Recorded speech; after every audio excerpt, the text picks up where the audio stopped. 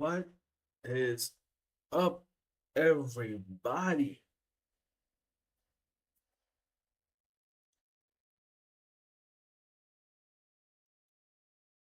How are y'all doing? I hope you guys are doing well. Really do.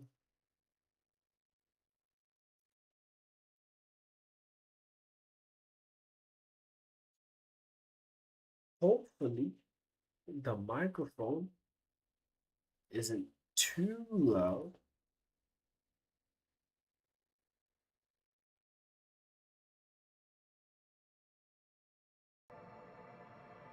Just want to make sure everything is good. Give me a second.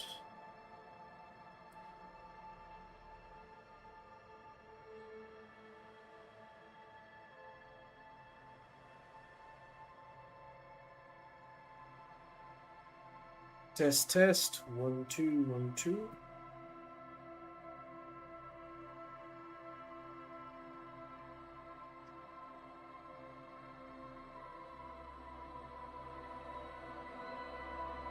I think the game might be alright.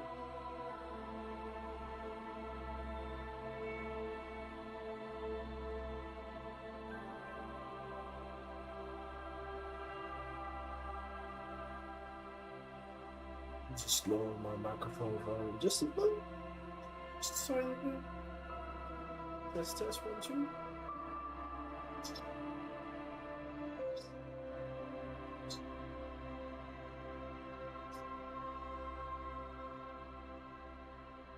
I think it should be good now.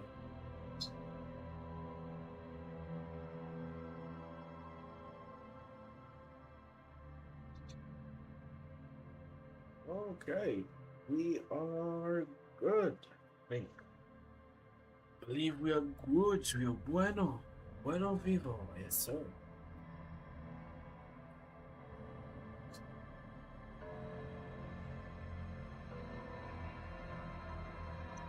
Okay, so last live stream, I wasn't feeling too good.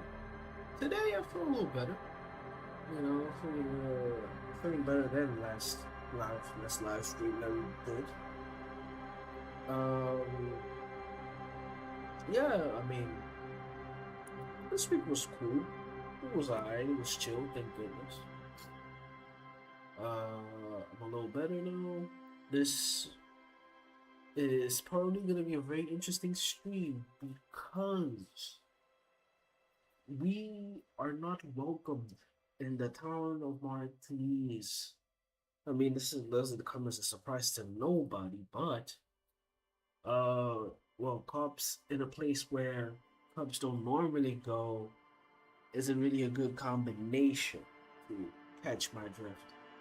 So we are gonna try getting a little bit deeper within the mysteries and the connections and the people of Martinez. So that's what I wrote down on the thumbnail of the live stream, us versus everyone, because the majority of the people in Martinez are not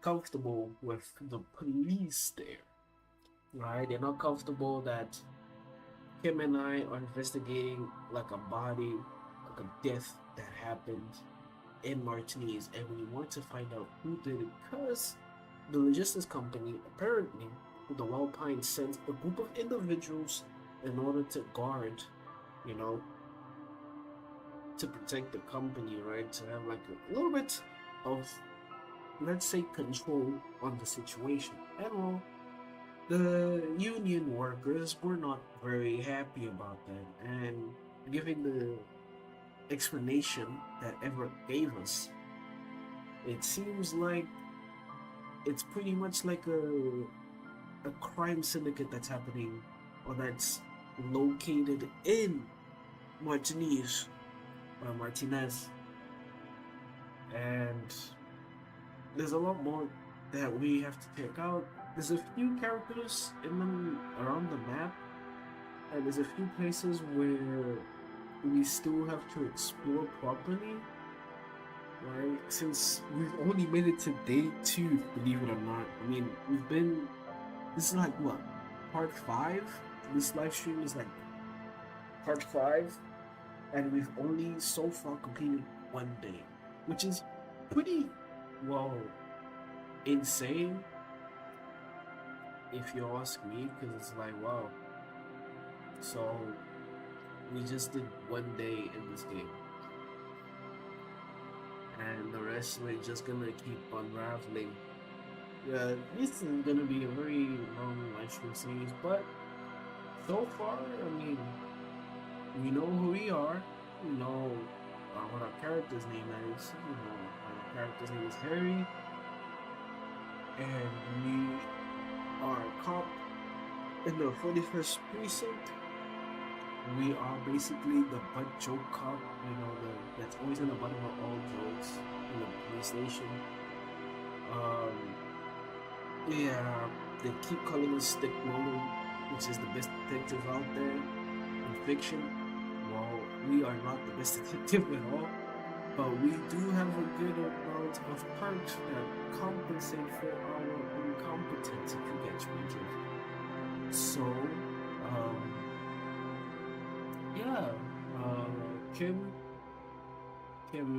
has been keeping us on our toes, helping us solve certain things. We have a little island that we still have to explore. I think day 3, maybe Tuesday, no, Wednesday. Something is gonna happen on Wednesday as well. Everett told us that, and yeah, we met the union dog workers that were involved in the crime scene that we are investigating, but we don't know where one, Hardy boy or Hardy girl is located. And it seems like it's a very sensitive topic because Titus, which is, I guess, the leader of the union workers, doesn't want us to get too deep within the whole topic of the Hardy boys situation. There's always there's a one Hardy worker that is missing in the whole group of the Hardy boys that were involved in the crime scene. So, I hope you guys are rested. I hope you guys are willing to sit back, relax, and enjoy today's live stream because we're about to get even deeper, or hopefully get even deeper in the world of Martinez. Um, yeah, sit back, relax, enjoy.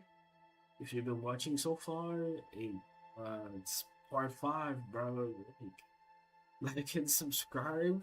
I really appreciate it. I mean, just hit like 160 subs. It's kind of crazy though. I won't lie to you. 160 subs is kind of raw, but let's try at least this year reaching 500 subs by the end of this year. So yeah, man, let's keep at it, guys. Let's keep at it. Let's keep at it. Yeah, like and subscribe. Like and subscribe. Just if you vibe, if you like my vibes, if you like how the content and my first reaction to a lot of things that happen within the game, like and subscribe because there's gonna be a lot of games that I'm gonna be playing for the first time, probably live in the channel, or make some YouTube videos about playing some games for the first time. Mostly RPGs, really.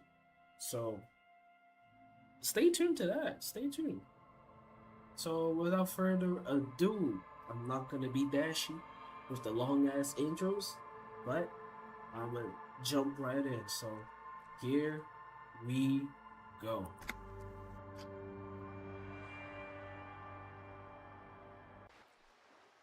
So here we are. We got 20 Xiao to our name. Right here with Kim. Yeah, Kim always checking his notes. Okay. Alright. So we have this quest that we need to do on Wednesday when the gate or when the gate in the middle of the town is opened. So okay, so let's see what else is left for Monday that we can get down like today.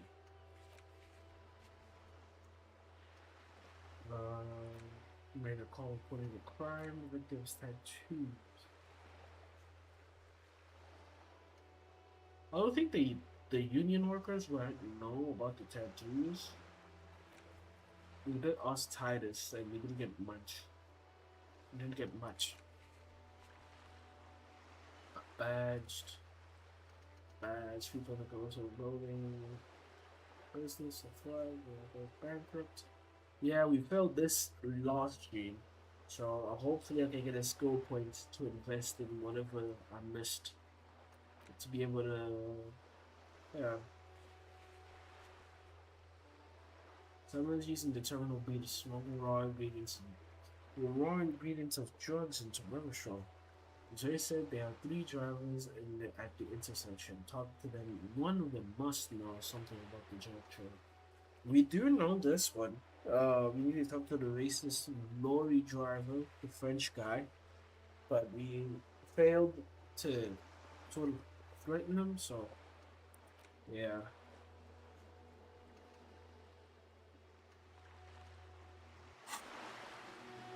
So I believe that there might be people inside the bookstore because we are seeing like new characters today.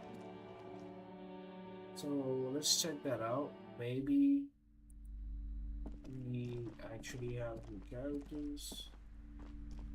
Let me talk to Kim real quick.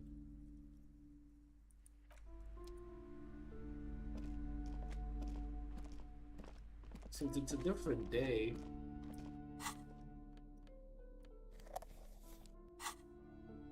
it would be good to check around the town for like who's hanging around here and stuff.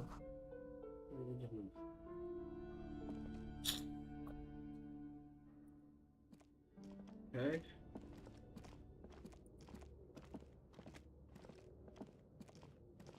So we just trying to check around, see if we can find anybody hanging around here.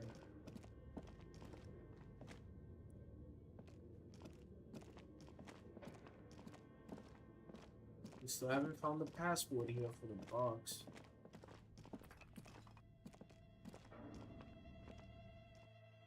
I'm still gonna try finding it. So let's see what type of skill do we need in order to unlock A this. thick layer of coal dust covers the furnace, coloring it pitch black. Okay, so physical instruments. That's what we need to invest our points in.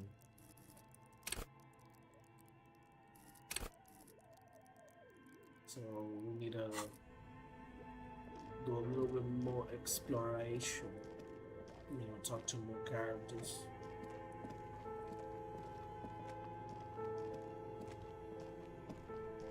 We've seen things here, so there's nobody around here that's like new. Yeah, nobody in here that's new. So, okay. Let's check around real quick. So he's really protective about the female lorry driver that we were investigating last live stream. So let us try and probably talk to him just to be sure what type of achievement. Looking for something odd? Come to tell me to fuck off again? Put skills into Half-Life to open the spy check. Okay, so need to put that to action.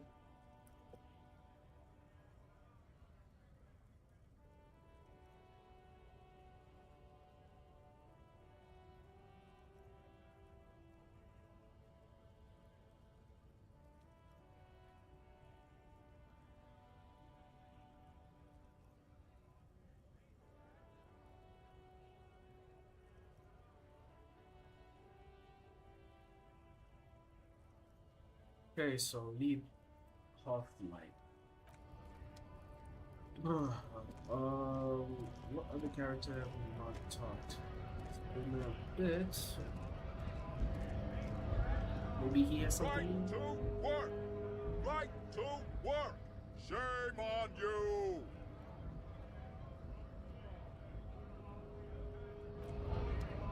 Yeah, I guess he's still preaching the same preach.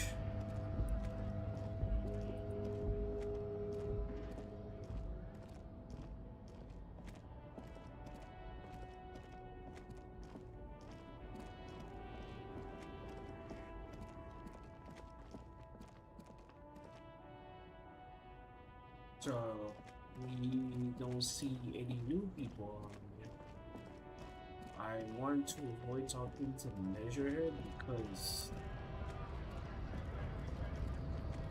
maybe Maya or something might know something Hola, about wandering the man. drive. How can I help you?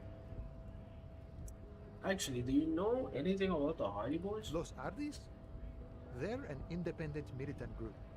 A bit too high-strung, but it comes with the responsibility. Okay. They're sort of like you. Preserve the rule of law and all that. Except it's Everard's law.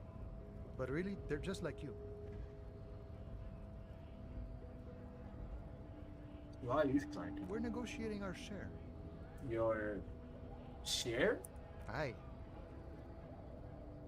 Wait, so not wages or pensions or how large a share would you like? Oh, okay, company stuff, I get it. I want to talk about something else. Wait, so not wages or pensions or This stuff, they already covered. trading should be great for them? It's a lot more than most people have here have. Never grateful. Were we ever grateful, we'd have nothing. You fight for every piece. How large a share would you like? All of it. However, right now we want all the harbor workers to be on the company's board, so they could take part in the decision-making process. This seditious talk sounds like communism. Just so we're on the same page, communism is basically wanting to kill the rich people or deporting them to a labor camp in Southeast Grad. But don't say that out loud if you're a communist.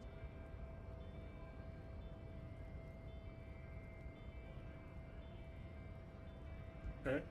The bossman Everett. What can you tell me about him? I think it's best you make up your own mind now that you've met him. In my eyes, he is a capable organizer and a decent businessman. What does bossing the union entail anyway? I guess you kind of get to be the village chief. He oversees the harbor, makes deals with the owners or other relevant parties, watches out for his own. By that, you mean corruption? By heavens, why would he not be corrupt? We live in a harsh and disordered world, see? And in this world, the old man is corrupt for our benefit, and we know it. Appreciate it even. He is, personally, not too lavish. The desk seem lavish to me. He is reasonably lavish, sure. That's his prerogative. It's not like you want a saintly demeanor on a corrupt motherfucker. That would be a manipulative illusion. Besides, there are no non-corrupt systems in the world anyway, and moralism is the most corrupt of them all. This man has political theory, and it has not failed him today. Yeah, to a certain extent. Sure thing. This was great. You feel mentally reinvigorated. Good talking to you, Garon. Okay, so we know that today around 9 we should talk to the smoking guy that was in the balcony here in the back. But also, there was that one there was this one union worker that was, in the back here. We want to talk to. We want to make sure we get as much information about Everett as possible. Because as much as he looks like he wants to help, besides being the Kingpin's cousin,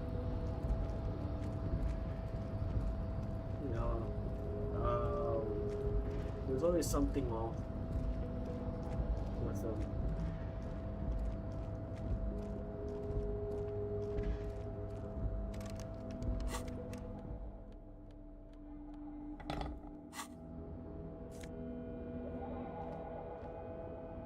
Ban Ultra Series gloves.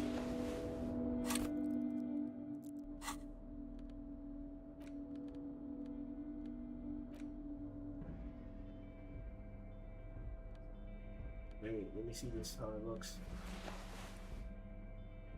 Okay. Okay. Decent. Wait a second. I just did something that I didn't know I could do before. You can pry things open with a crowbar. You don't. Oh wow. So that means those spots that were in the back there. Okay. I'm gonna head back there and see. Let's talk to him. Oh, hey, mister. I knew you'd be back to talk with old Leo here. Yes, I did. It's like Lady Larice said when she opened a bathhouse in the basement of my apartment building. They can only get so far before they're aching to get back. And lots of folk really did keep coming back. I am not gonna question that, but Leo. In the future, can we keep this greetings shorter? Yeah, he's just being himself. So I ain't gonna ask him to change who he is. I have some questions for you if that's not too much trouble. No trouble at all, mister. No trouble at all. It's like that old saying goes, wisdom withers if not shared. And old Leo is always up for sharing.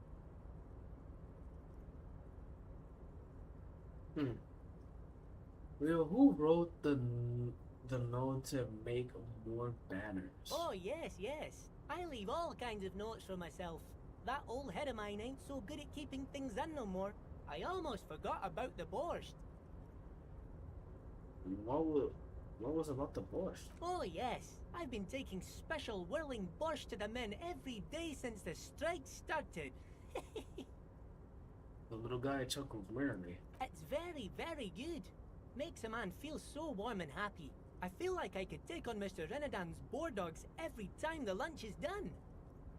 What do you mean by taking this soup to men? Is it for striking? Yes. I'm taking it to them. The borscht keeps them happy and in fighting spirits. Makes you all warm inside. They brew it in the whirling in rags. Give me just a second. Hold up, who makes it in the whirling? The whirling's cook. He makes it. Them is always talking with Mr. Manana in that weird language and laughing together. He doesn't speak what we speak. He's from Grad. Something's off about the borscht. I'm going to look into it. Oh, sure, mister. Sure. You do that. Yes, sir.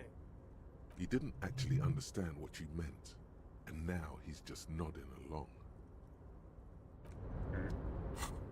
I also just wonder, what's so special about the brunch the strikers are eating?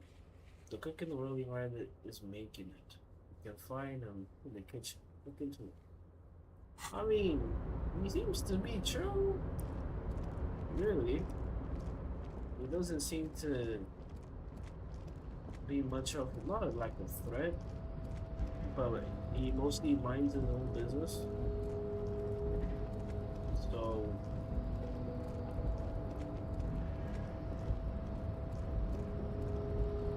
even so, it's good to make sure about certain things. Don't always take things for granted. So we can probably pry these open. So let's try to do that.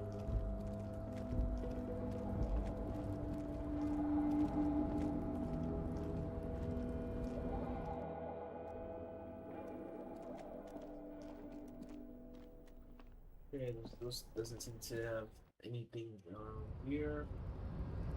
So let us go back to the whirling rags, the motel, and see what is it.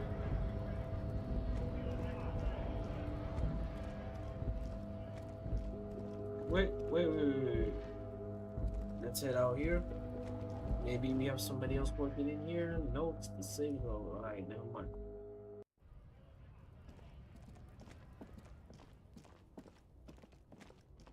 Drilling in rags. What type of name of hotel is like? I mean, or I guess we sleep in there.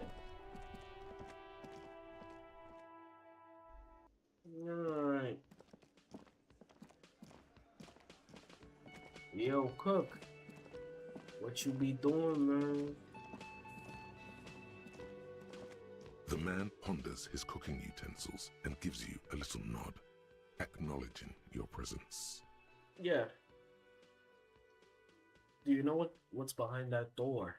He looks up at you, then looks away quickly, shrugging and muttering something to himself. Shrugging is an international sign for, no, I don't know what's behind that door. Yeah. You said your friends of mañana. Is it true? The mention of mañana gets his attention. He smiles and delivers a whole slew of unfamiliar words and lively gestures. Then he falls silent again. What's in the broth that you're making, though? The man says a couple of sentences in that strange language of his and then seems to wait for you to speak. I'm pretty sure he asked you a question. He doesn't know your language. You can just say something cool in return.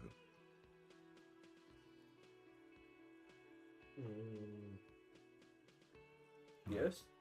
Horse need more vodka? Okay, so it's vodka that keeps the men happy and in good spirits. Clever move by the Union. Okay. Of course, vodka. Now that makes a very, very special borscht indeed. Turn it up and then ask for some yourself. Hell no. Turning it up seems like a dangerous idea, honestly. The place is a powder keg. No vodka. The cook gives you a long, disappointed look, then turns the stove off and seems to wait for you to speak.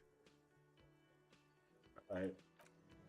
So, we got the crowbar. Wait. You see a heavy... Hold on. If I equip the crowbar... You see a heavy... Okay. But it could do something.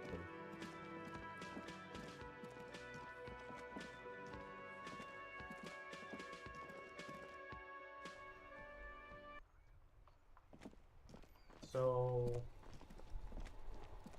Okay. Let's try heading back towards that hotel.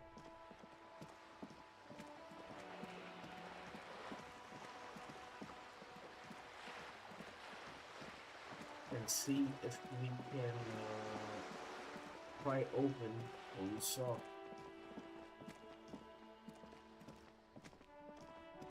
Yeah, Ken, we're gonna be running a lot, bro. Hope you're ready.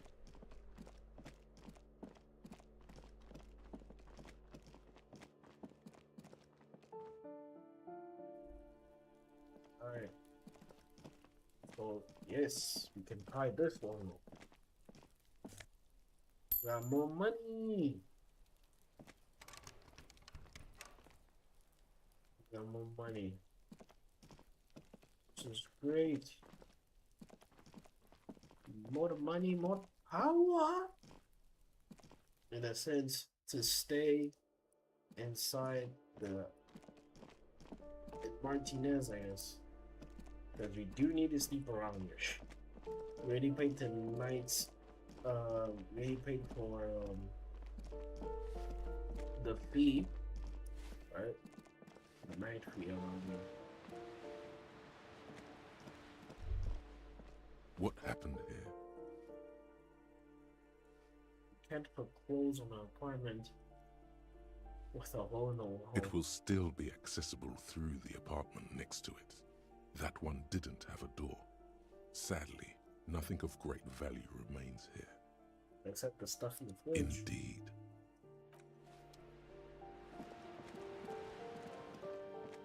Let's head to the balcony here. Maybe we can pry something open. Maybe. Can't pry open the door. can pry open this though. We got a whole 5 Xiao. I hope this isn't her money. I really hope, because that would be stealing. Anyways, let's see if we can talk to her. Hello again, officers. Have you come to admire my mural? Just need to have any new dialogue around here.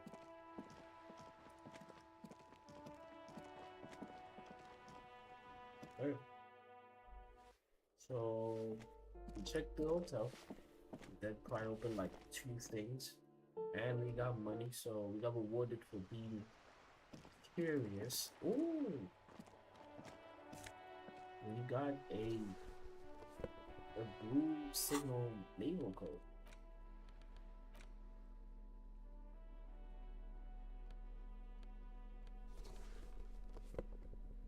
Nah, not vibing with that. I rather much more of this. But what are the perks? I Captain and official points. Nah.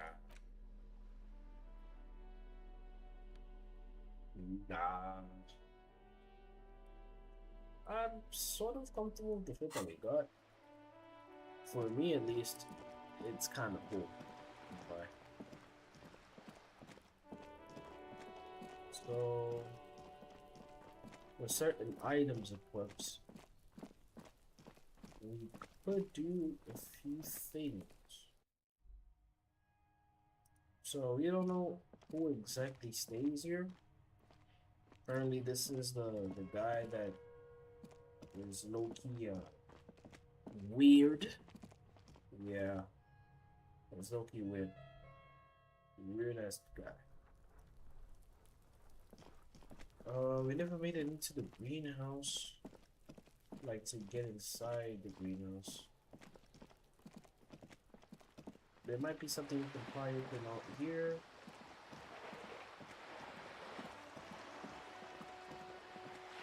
If I'm not mistaken. Let's just keep going, kid. Let's go, run. Let's run, bro. Keep running.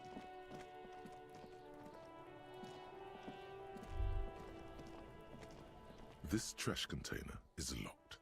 The sliding lid has a padlock that says, whirling in rags. Why am I looking at you, trash container? You're a trash container. Just a trash container. There is no such thing. Your fingers start to itch just looking at that padlock. How do we get the lock open? We could try using a pry bar, the one you took from my motor carriage, Or, Lieutenant? Or we could ask for a key from the manager of the Whirling in Rags. He probably has one. He might also have information. This is better than the pry bar idea. Yeah. What's this? Must be... Oh. Oh, I was gonna pry it open, but we do not have the physical trait of a strong detective. So we are going to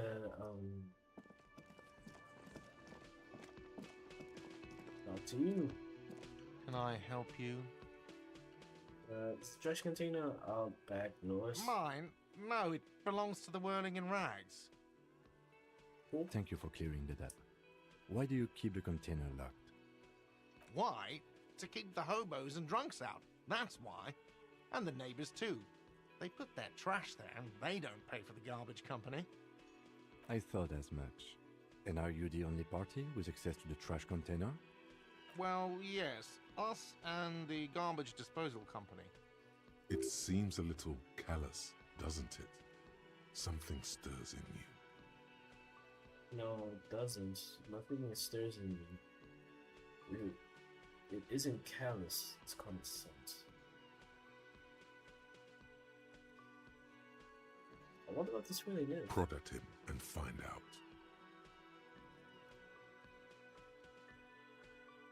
We need those keys. What do you need them for? It concerns the case. Please cooperate. Just bring them back once you're done, please. Goodbye.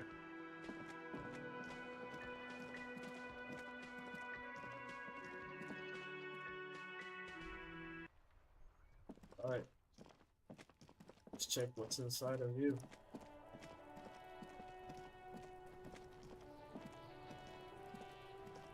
This trash container is locked.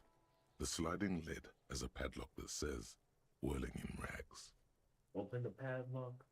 With a well-oiled crack, the lock pops open. It should now be possible to simply raise the lid. The smell of rotten food rises to greet you. You see soggy cartons, dirty rags, and organic waste. What else do we see? We're just in time. This hasn't been emptied for over a week. Ooh, okay. Look under the boxes of... You see milk and egg rest with one broken egg in it. Some pasta wrapper. Picking up the soggy packages somehow feels familiar. You've done this before. The movements are recorded in your elbows, the methodology in your fingers. You're used to this. I've heard A of... box falls into pieces in your hands. Batiste Soleil cereal. There are plastic pasta packages below, and turbo noodles. Nothing of note, however. Let's pick up the rags. Among the threadbare kitchen towels, something catches your eye. A pair of denim trousers. Denim trousers? As the legs of the slime-covered jeans begin to unspool from the garbage, a rank corpse smell fills the air. The victim's clothes? Cadaverine odor is faint. If these belong to the deceased, they were removed when he was still in the early stages of decay. Yeah, okay. Drop them in here, officer. This is a black plastic bag marked with evidence. It's pocket. Okay. Back to Guitar towels. marked blue jeans. Pockets empty or emptied. He wore them with a belt, too. A white belt. The loops appear stretched, but It looks like a the belt container. is missing. That's it. Do you see anything else in there? I have another bag here. Something slimy catches your eye. Reach for it. A drab, long-sleeved shirt, olive-colored, appears from the food waste, dripping with pus. Bag is straight. This is a military-type overgarment. No label or serial number. This is the kind of rib-knit shirt that's worn over light armor to conceal it in an urban scenario. Anything more? The rest of the rags are just kitchen variety waste. A yellow old mug that catches your eye. But other than that, A thrown out towel, a mug. That's all. All right. We should go to Gart again and ask if he knows who put the clothes in the trash. It could be as simple as someone from the hostel cleaning the yard. Or that one. Oh, I'd advise against confronting that force. Yeah. Kuno is not the type of kid you want to have patience talking to. Not because he's a threat, but because he's annoying. Maybe someone, you think someone in the whirling might have been involved, maybe? Not really. All we know is the victim's clothes are in the trash. The lid was locked and his establishment had the key. It's just a small loose thread. Okay. the lieutenant nods, then looks back into the trash container. We are not getting the mug. Unless... No. This The is container crazy. sounds a muffled gong. Yes. That's one thing off the list. I think we got it all. Alright. Let's do it. Alright. Let's go talk to the owner. You done? I really want to get to the roof here. Don't know how. So, yeah. Right. Yo, manager. Can I help you? Here's your trash container. please. Thanks. I hope you found what you were looking for. Found the victim's clothes. How strange. I certainly didn't put them there. Maybe you don't remember putting them there. Maybe you were sleepwalking or in a vague, fugue state. Could someone on your staff I put him there. Sylvie had the keys before I got here, and I can vouch for her. I can vouch for all my staff. None of us would tamper with the crime scene. Who else has keys to the trash container? The trash collection service, CS Municipal. I don't see why they would put anything in the trash, though. Ah, the elusive CS Municipal. I doubt we'll be able to track down who was sent here last and when. This will have to be one of those little threats that solves itself down the road. Thank you anyway. Thanks. Let's talk about something Yes. else. Goodbye. Maybe if we talk to Titus? No, there's no point talking to Titus. Oh, chill. I've got nothing to say to you. Why are you wasting your time? Alright, before you start acting up, are you Lizzie, Elizabeth Miss Belfort? I suggest not wasting time on trivial pleasantries and focusing on why you are actually here. Titus Hardy. She points to the tall man. Even though she has excellent control over herself, something moved behind her eyes, in the way she stands, in her face. Easy, Leo. Easy, Leo told me about it. He likes to talk a lot. You are not here to chat up the legal counsel. You are here to question these men. Are you the Hardy girl? I am not. She says dryly. You could be Liz. You could be anything. You could even be a model. Even a mod? Glenn, I went to law school. I am an attorney. Yeah, that's lucky disrespectful. He's right. With a face like that, she could be on the cover of Le Debutante International. Get a grip, Glenn. She went to law school. You're right, you know. You're very pretty. I don't think we could say, we can't say that, but the way the whole vibe is like, I'm like, okay, let's see Please the talk. do. It's not her. She's not a Hardy girl. Definitely. Maybe we'll talk later. Alright. Anything else? Should we pry open that door? Should we pry open this door? The door is closed. There's no dice. Alright. I believe that this day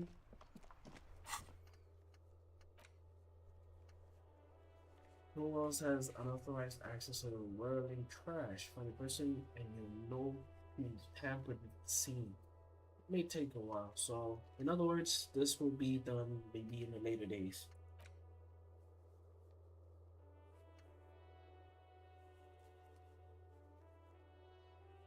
Wait, the AZ cryptozoologist has been out of the news for too long, and his wife, Lena, is very worried. Maybe we can find him. Oh yeah, I remember this. We only gonna be able to do this when that bridge is lowered. Also, this is another person you have to do there.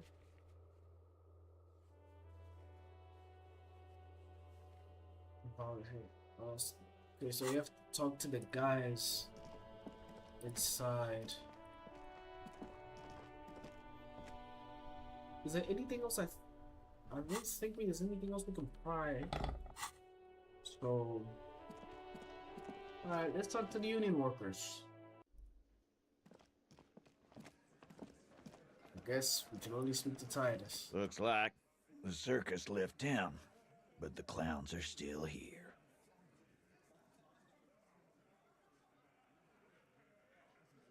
The man, okay, let's read our. The man hanged in the backyard. Did you do it? The pretty boy.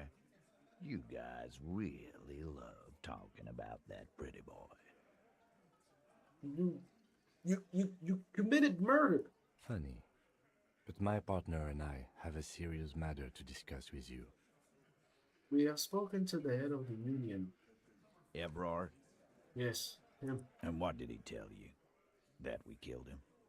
That we took a cargo belt from the harbor, went out back, and used it to hang him? Is he self-snitching right now? Because that seems like what he's trying to do. He's self-snitching. Because we did. All of us together. I hope he told the story straight. I hope he told it well. And you have to mention the other hardy boy or girl that was within you. Within this group of yours. There's a catch hidden somewhere. He didn't confess so that you could take them all away. It's too simple. Aha. Just confess to murder. Until the game's over, we got the predator. The perpetrator. Squint your eyes, but there's a catch. There is no catch. These 7 honest men have all equally come forth to tell you what happened, so that you don't waste any more of your time. All 7 together. They're diluting responsibility. It's an anti-arrest tactic. Who called the shots that night? Are you deaf? There will be no singling anyone out. You can't arrest a hardy boy without arresting all hardy boys. She's good. Do you think you could do that? Do you think you could arrest them all? A shadow of a smirk passes her lips as she tilts her head. A trick question. Don't let her lead the conversation. Yeah, I'm not gonna. Besides, I'm talking to Titus. You mind your business. Anyways, no, but seriously, who calls the shots on me? Who do you fucking think does? I'm gonna say the old guy. You know what? Because this guy is so pride. He looks like he's a prideful dude, right?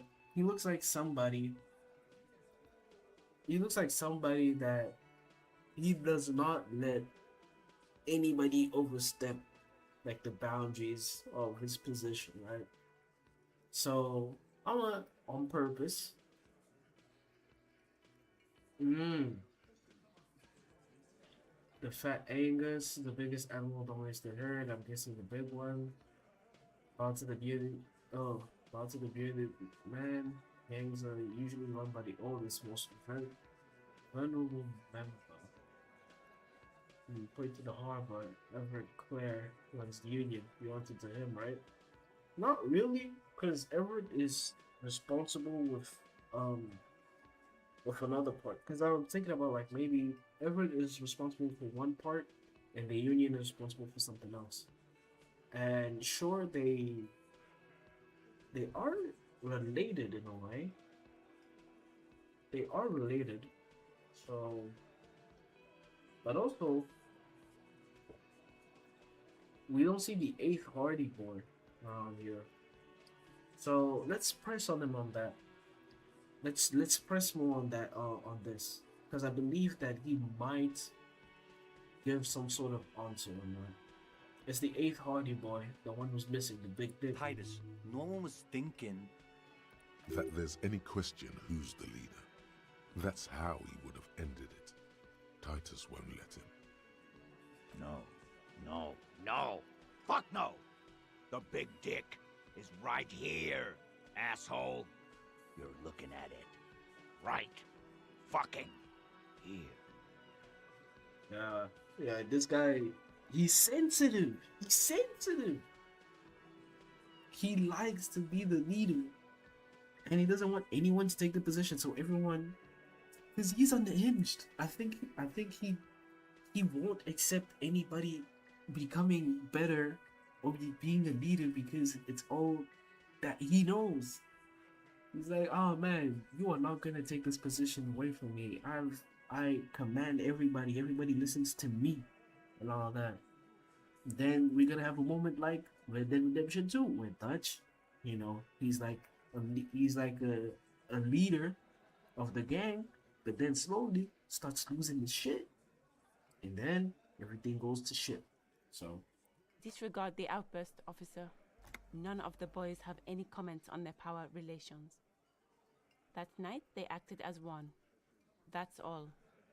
you know, she seems like she was there. Like the way she's defending them, it sounds like she might be the eighth Hardy girl, or boy, like girl, right?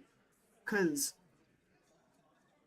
okay, maybe she got a rundown of some kind where like, okay, this is what happened.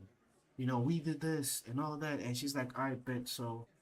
But also, she could have been there, but it isn't her. So, who exactly could be this eighth Hardy girl? Oh, the seventh, right? Is it the seventh? Let me see. The eighth, yeah, the eighth Hardy girl. When did this accident occur? You don't have to keep answering his questions. Hey, it's up to him, but he's prideful, so I guess we can't really defend a client when he's prideful. I know, Lizzie. Relax. We killed him last Sunday night. Seemed like a good way to end the week. How long have you known the victim? Known him? We don't associate with scum like that, asshole. Yeah! Who do you think we are? Quiet. He came around about 3 weeks ago when that Pines cow first sailed into town. Happy? By the Pines cow, you mean Joyce Messier, the representative for White Pines? The same company you are striking against? No. I mean the Pines cow. The stupid-ass cow they sent in to fuck us over. But you know what? He rubs his chin pretending to mull it over. Why don't you ask her about the pretty boy? I'm sure she has interesting things to say when you ask her hard enough. That's enough insinuation for today, Titus. Officer, your interview is drawing to an end. Don't waste your last questions. Let me question. Let me question. I'm not talking to you. He's trying. It's like, you know when you have a dog that's overly reactive, right? That's Titus. And she's the owner. She's trying to control him into not giving away what the flaws of the story could be, because she knows that there's something that is missing that if we were to find out, that could ruin the whole operation. So if we keep pushing Titus hard enough, we might just get something from him. Why did you kill him? Why? 'Cause he was worthless mercenary scum. And he stepped out alive in my town. So he was a mercenary. That's it? And he stepped out of line. What kind of mercenary? The kind that shows up when you start a strike. The experienced kind, too. Okay. Had Cohoy and Semenine written all over him. Ex-Oranese Special Forces. A live grenade. Right here in our bar. I can't prove it, but I know he was sent by the Wild Pines. They hire merc shit like that. Story of every strike from here to Samara. Hold on. How do you even know he was in special forces? 'Cause one night, he walked straight up to the mic and said, I'm RNE's goddamn special forces, and I'm gonna fuck you all. Really? Yeah, really. Had a gin and tonic up there, sang some RNE's paratrooper song, and said he's gonna fuck everyone. Okay. We couldn't believe it either, but he fucking did. Right there. Like some kind of animal. Okay, so... Sire, the tale is true. This is a serious violation of the karaoke code. I mean, we could have done worse, eh? Right, but what did he actually do wrong? Wrong? He harassed women, raped one, harassed workers, threatened to kill some as a warning.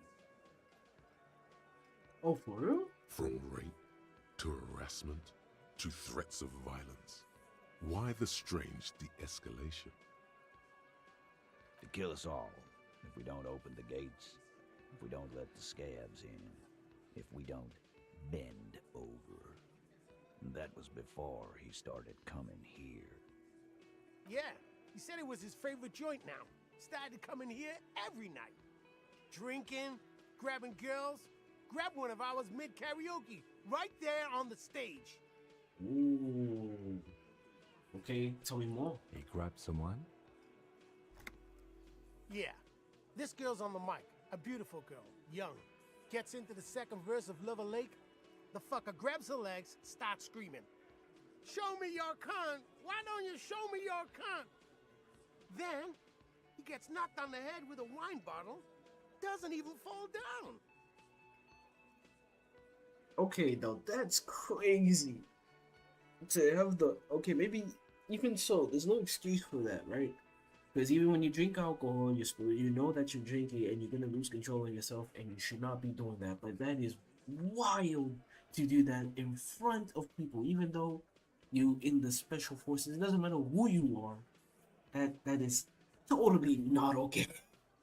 That is not okay. Like, come on. Wow. Was this the same girl who was sexually assaulted and raped, you said? Aren't you fucking listening? My man is talking to you. He took care of it. They got the girl out before anything else could happen. Thank goodness. Yeah, me and Eugene got her out. Aren't you fucking listening? There's something odd here. Tell me. Seems like they don't want to talk about that rape Titus mentioned. Yeah. Why not? This is a serious allegation. Make them talk about it. Yeah. Alright, maybe. Who did he rape with them? This is a very serious allegation. No. You're not getting the name. That's a Martinez matter. And I'm not discussing it with you clowns. There's nothing you can do for now. He's stonewalling you. Did you murder him just like that? No remorse? How many people have you sent to the Shays? Ever felt remorse for them? If you commit the crime, you do the time. But now it depends. Well, I'm just a cop. I'm not a lawyer. I mean, if someone calls me and you're doing something illegal, and I catch you doing something illegal, and then you beg for me to let you go, I mean, hey, buddy, I'm sorry. I'm just a police officer. There's not much I can do. Besides, for a few exceptions of the rule, of course. Chaise électrique is the method of capital punishment in Revachol under the Coalition. During the suzerain's reign, it used to be the firing squad. Or send them to Reunion to rot. For 20 years. For life. Mm. Huh. And the Reunion. What's that? The River Esperance Correctional Facility, a military prison run by the Coalition, dubbed Reunion by the inmates. The origin of the name is unknown. Interesting. Yes, but these were all bad people, criminals, the scum of the earth. Look, I'm just doing my job, that's all. What we do is different. We enforce the law. You just kill people like it's nothing. Honestly, I drink so much I can't really remember anyone upset behind that. I mean, we are a bad cop, but we do know what we do. What we do is different. We enforce the law. We just kill people like it's nothing. But you see, a lawman, is something people agree upon. And here in Martinez, we agreed that this man had to die. So y'all the judge, jury, and executioner? Punisher reference? Sorry, I've been playing Mobile Rhymes. How did you kill him? We hanged him up by his neck until he got real still. Wasn't that obvious, copper? Thing is, you could have strangled him and then put him hanging. But, hey, If you're confessing to your own crimes, I guess. Didn't they teach you anything at the cop school, idiot? Yo, Shanky. You know what? You lucky I don't have the physical trait, cause I can't. If I wonder how would this game play like as if I picked the physical, because I would have been like, yo, Shanky, you. But we would have been so outnumbered, and Kim only has like a few bullets left in his gun, so yeah, let's not. The autopsy showed there were no ligature marks. His hands were not tied. Can you explain that? Yeah. The lieutenant goes in for the leg sweep. Titus does not see it coming. And the log was gonna panic. Look, I'm not gonna play 20 questions with you, capo. I'll say it again. We killed him. There's something there. Yeah, I knocked him out. Ooh. Came up behind him and clapped him in the back of the head. He went down like a sack of sand. That's right, lawman.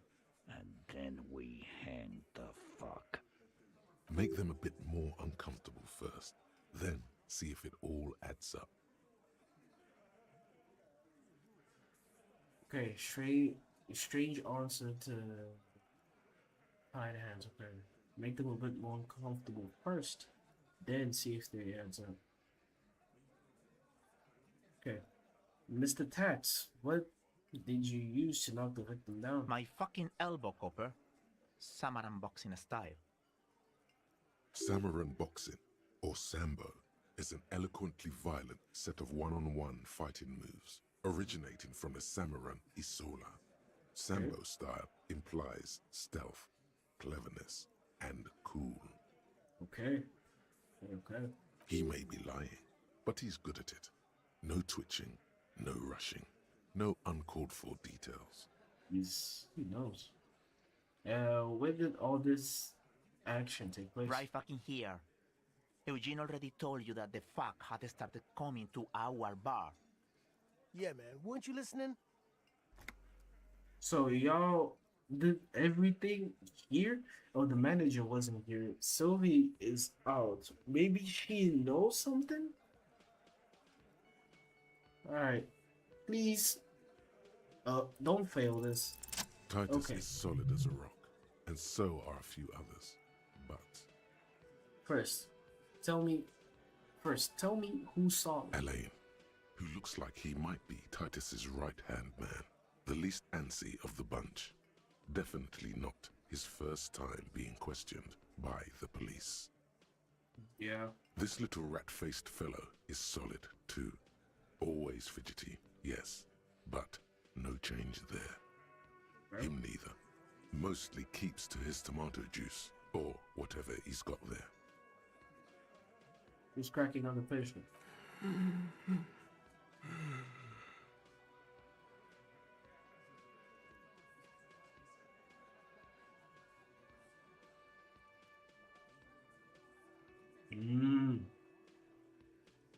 Okay. So because this guy is the heaviest one in the group, and he's the only one who could have lifted the guard up and put it in the tree. So it makes sense why he would be nervous. Because I can't imagine Titus actually lifting someone with body armor. And let me tell you, body armor is not something that is light to heavy, right? I mean, what? Light to heavy? Sorry, English. But it isn't like light to lift. Hey you! Turn to the big guy. You having trouble breathing over there? No. He looks up, startled. His forehead's shining from sweat. A few cold locks are peeking out under his woolen hat. Of course he's having trouble breathing. Just look at how fucking fat he is. Fuck off, Shanky. Angus is a powerful guy. All muscle. Keep your eye on this powerful guy. Sooner or later, he's going to break like a piece of twig. There's something you're not telling me. And fuck you too, Copper. picking on Angus like this. We're done with this schoolyard shit. And just so you know, he doesn't have trouble breathing. This one is a stone wall. You won't get more out of them about the night of the murder. Not yet. Right. I have other questions about the legend. Like what, Copper?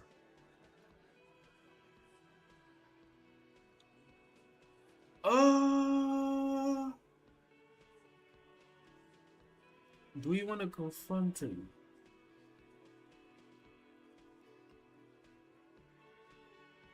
Do we want to confront him? Oof, do we want to do that? You know what? You know what? Let's do it. Yeah, lawman. Why don't you? Oh, It's almost an anthropological sight, watching him try to assert dominance over you. Not in the arresting mood? His mean little eyes come alive with each. A fearful readiness, like an electrical charge, raises hairs in the room. By your side, the lieutenant keeps his hand away from his holster. You hear the nylon of his coat hiss as he steps closer. While the little rat-faced man reaches into his sleeve, there's a knife in there. Some of the others reach for their belts. Their eyes are light. Okay, so... Okay. Easy now. Let's just stop. Wise move. You made the right choice there. Now make another one and get the fuck out of our booth. We're not gonna do this again. So, what are we going to do now? Nothing. Your investigation here is done. Leave Martinez, go back to your stations where you belong. Well, you don't tell me what to do, so too bad. I think we're going to stick around, thanks. Some things don't add up here, Titus.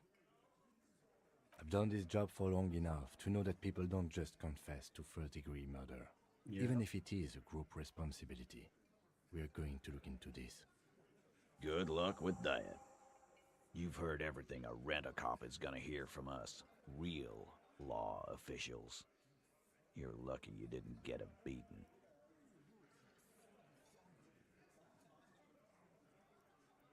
I told you already. I spoke to Everett and he said you're corrupt. Oh, so you went and talked to my mommy, and now she's making me play with you. Is that it, lawman? And what's gonna happen if we don't? You're gonna go and tell on us? Very mature, guys. Everett said word, right? Why don't you push me some more and find out, Kim? Oh my gosh, I wish... You know, the more I play this, the more I'm like, yo, the physical trait would have come so in clutch, dude. The physical trait would have come so in clutch. I would have been so confrontational.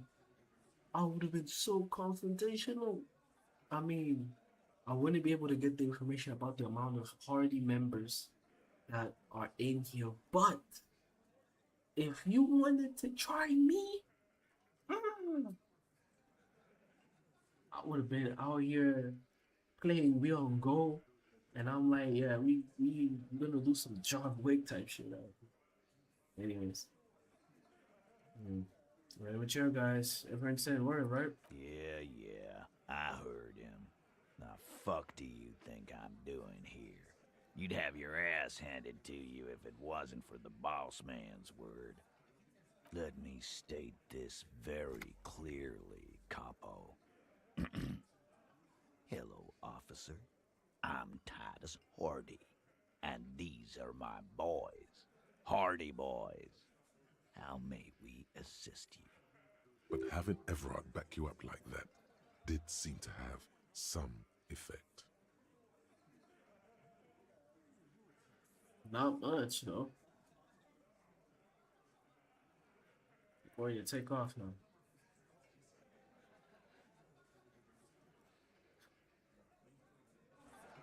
Okay. so we need to put some points into physical instrument. But just before I do that, let me check the quest real quick. You have to gain authority and tie this eye for the investigation to advance. Soften him up first. Maybe to investigate the crime scene or the body. Look for a witness. Get help from the union boss or the company rep. Tie them to any other crimes. Talk to Titus and establish authority in the party's boys' eyes. Okay. That was almost a problem here. That was almost a problem. Like, it was about to be like a... If I had my gun, and if I had like the trait where I was like strong. Yeah, dude. Alright, so I need physical instrument, A right? thick layer of coal dust covers the furnace. Physical instrument. Come on, we cannot fail this twice in a row. Come on. Alright, A thick physical layer instrument. of coal dust There covers we the go. furnace, coloring it pitch black. Something breaks loose in you. A mighty bellow echoes throughout the chimney's depths. The chatter of tiny voices above suddenly cease. Then, You hear a woman's voice. I want to. There we go. and it's a woman. Of course. The malicious entities are always women. Calm down now. Let's not jump into the conclusions. This is the police. Who's there? Hello? Did you say anything? I can't hear you. Please come upstairs. There's a safety curtain on the second floor. I'll open it. Nice. You hear a low rumble upstairs. The sound of a curtain being pulled aside. Let's After go. you, officer. Yes, sir. Finally, get to see what is up there. And probably find out the password too. It's nothing. Just in the way a little bit. There you go. Alright. Whoever this person may be, finally have a way.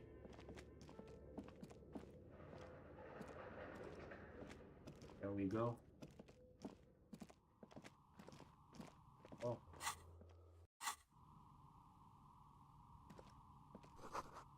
Let me remove this real quick. There we go. And dispense its business purpose and continue thousands of plans. Hello. I'm Nia. Hello, Mia. A bird-like woman sits on the throne of her tools with emerald light shining through her hair. Did you try knocking on my window? I must have missed you. I've been listening to my Milius. Steps on my earphones. So what kind of die are you looking for? She's got a direct view to the backyard. You should interrogate her about the lynching. You must have me confused with someone else. I haven't knocked on your window. Then how did you get inside? By the south entrance?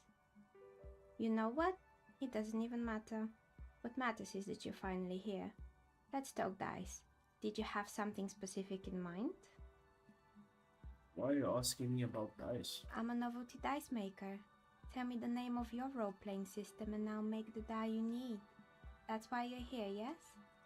Oh, that's interesting. Role-playing games? You know the one made by Fortress Accident. Does that count?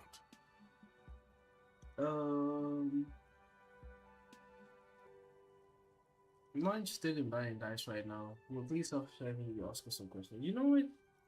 Yeah, for now, we don't really need that. I don't think that is important for now, so let's move on. Of course, I can see that. I just thought you were a police officer looking for dice. How else can I help you then? No falsehoods are present. She's a novelty dice maker and doesn't have anything to hide. Ask what you need. Okay, what do you know about the man who was lynched behind the rolling ramps? Nothing really. I didn't know him. The lieutenant looks at his notebook. Then, the woman under the large window. Your window looks directly onto the courtyard. You're saying you didn't see or hear anything unusual last Sunday evening? I'm sorry, Detective, but as you know, I usually have my headphones on when I'm working. It shuts out most of the daily ruckus behind my window.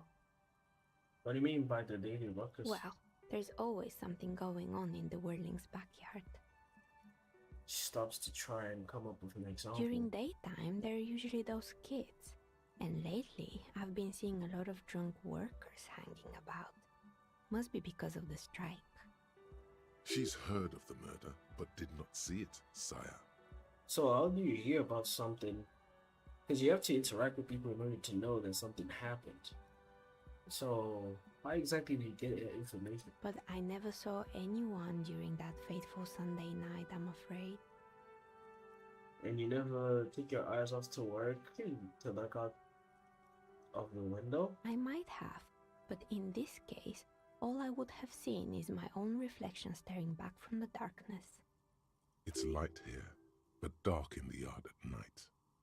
It's really hard to make anything out in the yard when it's dark outside. Besides, I rarely get up to look out the window when I'm in the zone. Do you often work Sunday nights? It's an odd profession, making dice for people, but I like it, and I prefer doing this to sitting at home. I see. Thank you for She nods. for your answers. Anything else, officer? Hey, where are we anyway? What is this place? We're inside the chimney of an old central furnace. It's strange, I know. She looks at the ruddy bricks that make up the walls. Even though they've been repainted, there are still signs of coal black soot here and there. But when I arrived here, all the other rooms were taken, so I had to build myself a makeshift home. Besides, I don't really have to pay any rent here, so that's a plus. Creative. When she arrived here, there was no room anywhere else. She must have known the other businesses. Okay. I've heard this place is cursed. Did you know that the people call it the Dune commercial area? I've heard the stories, but I don't think those stories are true. Wait, how do you explain what happened to all of those companies then? It's just capitalism. We only hear about tales of success, so it's often surprising to realize how many ventures actually fail. Okay. PhiloSofie is the one who sent me. She's convinced that the space is swarming with malicious energies. PhiloSofie, the bookshop lady? I've heard that her business is doing rather well. Have the energies spared her somehow? PhiloSofie is a wise woman. She has 70 trinkets protecting her against the curse. The curse is just biding its time before it strikes again. Sooner or later, everyone will fail, even her. I don't know how the bookstore hasn't gone bankrupt yet. That's what I'm here to investigate. Oh, right. But it's not just the bookstore that's still up and running. What about the whirling in rags? Some people say it's part of the building complex.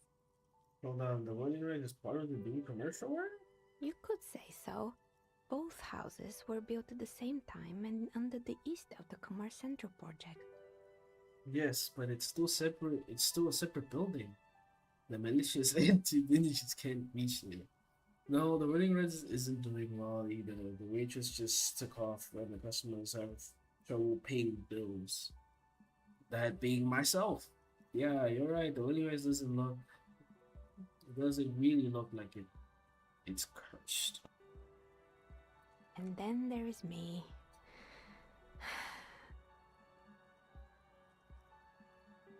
She sighs, looking at her messy work table.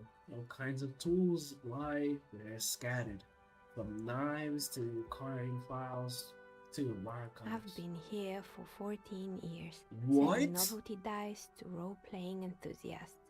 Not exactly a million-real business idea, yet somehow I've survived despite the talk of malicious energies.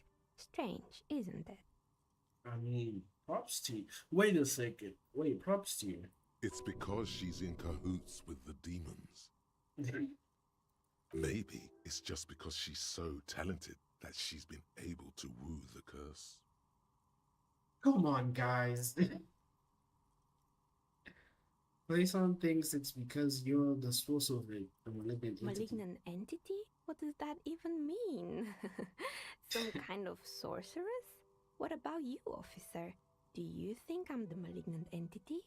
You seem quite chilled, I'm not gonna lie. The jig is up. The she-demon knows you've uncovered her true identity. Half-Light, you're getting way too into this.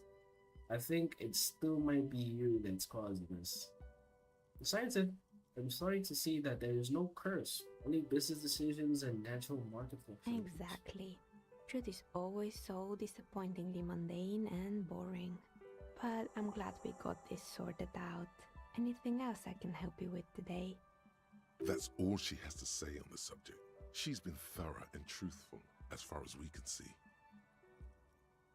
Do you know what happened to the other tenants? Everyone else is gone. More or less. Are you interested in anyone specific?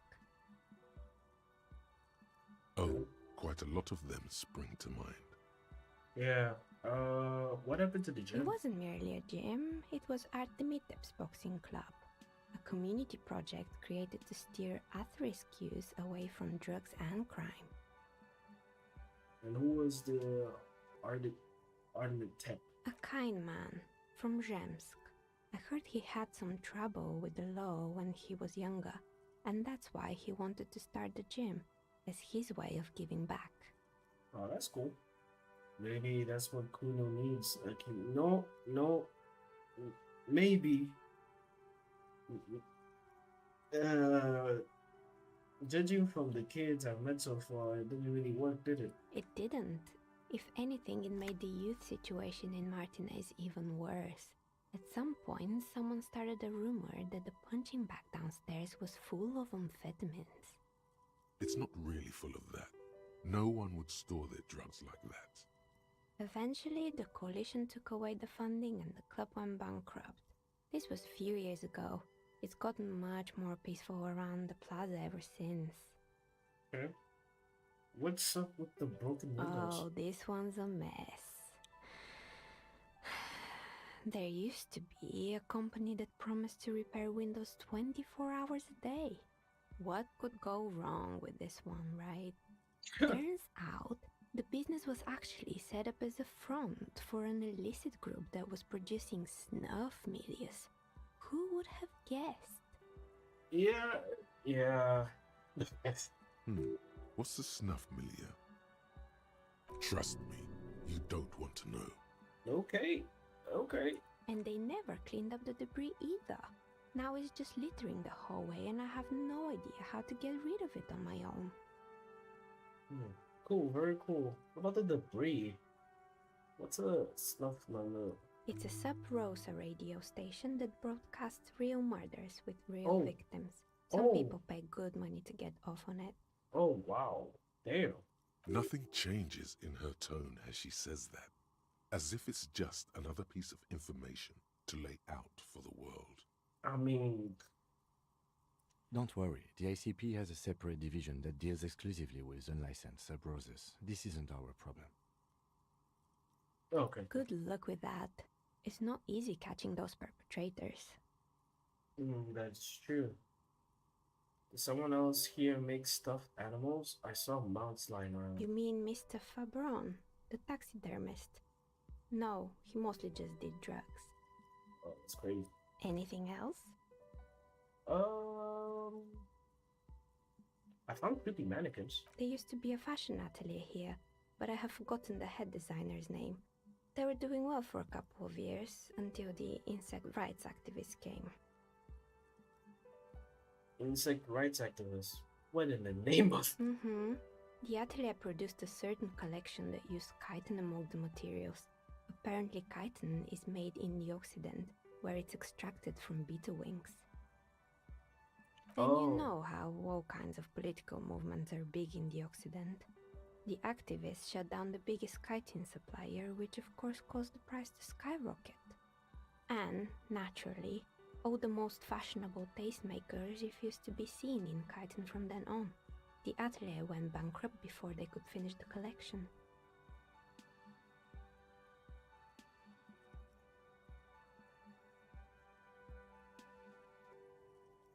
they got what they deserved. Making clothes out of beetle, beetle wings is a terrible idea. You know what? But insects don't have brains or feelings. Actually, insects do have brains, but yes, I understand what you're saying. I think the protesters took it a little too far.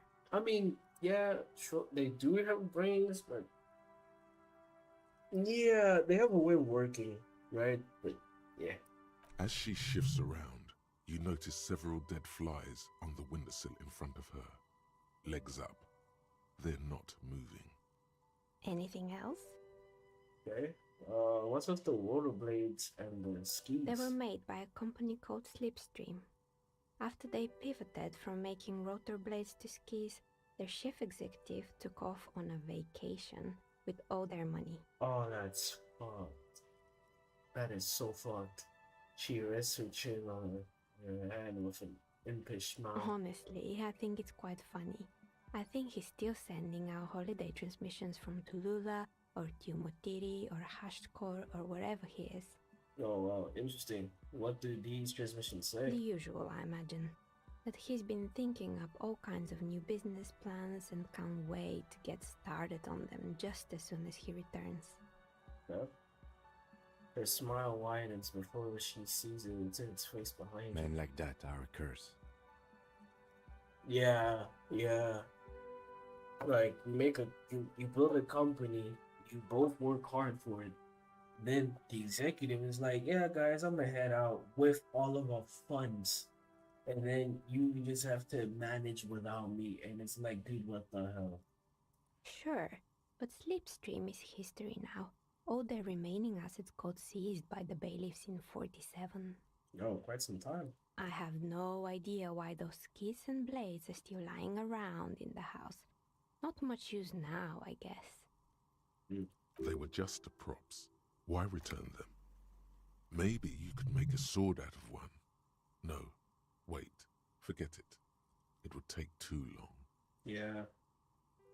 I found a strange machine. Fortress Accident, the radio game studio. She closed her eyes as for some remnant of memory lights up her They were face. an interesting bunch. We talked about role-playing systems every now and then. Once, I even saw two of them get into fisticuffs over Wirral. They certainly took their work very seriously, even if they seemed to be chronically liberal with their schedules. What do you mean liberal? What happened? The usual. They ran out of money and couldn't get the project done on time. Damn, what went wrong? Well, I did hear them talking at times. She looks at the hallway as if she can still hear them chit-chat behind the curtains on the cigarette break. They seemed to believe they were historical individuals on some grand quest. She sounds almost mocking when she says that. From what I've seen so far, the project did look quite impressive. Yes, but when the money started to run out, they just began to complain a lot about capitalism. You know, how the markets are rigged to keep out new businesses and so on. Yeah. In the end, they just didn't get it done. They didn't have enough willpower to produce something truly historic and to show up to work on time. Well, showing up to work on time is incredibly hard. That's too bad. I would have supported them. The project would be great. Not the wisest decision. You would have lost all your savings. She tosses a pair of dice on the table. One of them stops near the edge of a metallic disc. You know, you never know, because RPGs, I mean, I don't know, maybe in the Town of River show it might have been different, but, you know, I think people would have been very interested. Because there's some ideas that, well, yeah, you're going to be putting a lot of money in, and you're not going to be sure if you're going to get a return for the money that you put in, but even so, you would try. Okay, and not putting all eggs in one basket, but for example, I just bought a microphone, right? I bought a microphone, and I'm betting on this YouTube gig, right? And so there's a chance that I might not get my money back from doing YouTube, right? And I spent like all of my savings getting this one microphone so I can have a better quality mic for you guys to hear me properly, and you know, have better audio with live streaming, with making videos and stuff like that. So yeah, I mean, I get what she says, but sometimes you gotta invest in yourself and see how things go. And I hope this goes well, right? We'll keep showing up consistently. There might be some times where I might not show up, but I want this year to be full of live streams and full of moments, full of games, and you know, building a community where I'm proud to, say that, I'm a part of, Yeah. The result is 1 on a 20-sided die. Anything else? There was a terrifying taxidermy bear in the cellar. Oh boy, the fabled Revo Show ICT. You're in for a treat here. Right? She smiles and inks closer, hands on her knees, like a stand-up comedian ready to tell The a story. place was owned by two guys who had some rather innovative ideas about marketing. The bear was one of them. Now ask me about their other ideas. Indeed. What were the other ideas? Alright, what about the other ideas? There was really just one, and it involved picking out the prettiest girls in the neighborhood and paying them 20 cents per hour to man the booth. You talking about doing a whole Andrew Tate type of, oh no. And by man the booth, I mean slump behind the counter with a face that could maim you if you ever dared to disturb their bored magazine browsing. Oh no. Fritta does the same thing. I know a girl just like that. She works as a Fritz, as a cashier, and she's not particularly friendly. What did they expect? 20 cents per hour is dog's pay. I'm surprised they showed up to work at all. Oh, but they did. They did show up to work, and not alone. There were also acne-ridden girlfriends and gorilla-like boyfriends loitering near the ice cream stand. Okay. And they already had the bear. What about the bear? The bear. Oh, it didn't work out. Of course not. The bear was terrifying. No one wants ice cream guarded by a hostile apex predator. To make matters worse, the fridge didn't work too well either, and half the ice cream came out malformed and partially melted. Damn. Eventually, Ravishell Ice City lost the price war to its rival, Glacé 5000.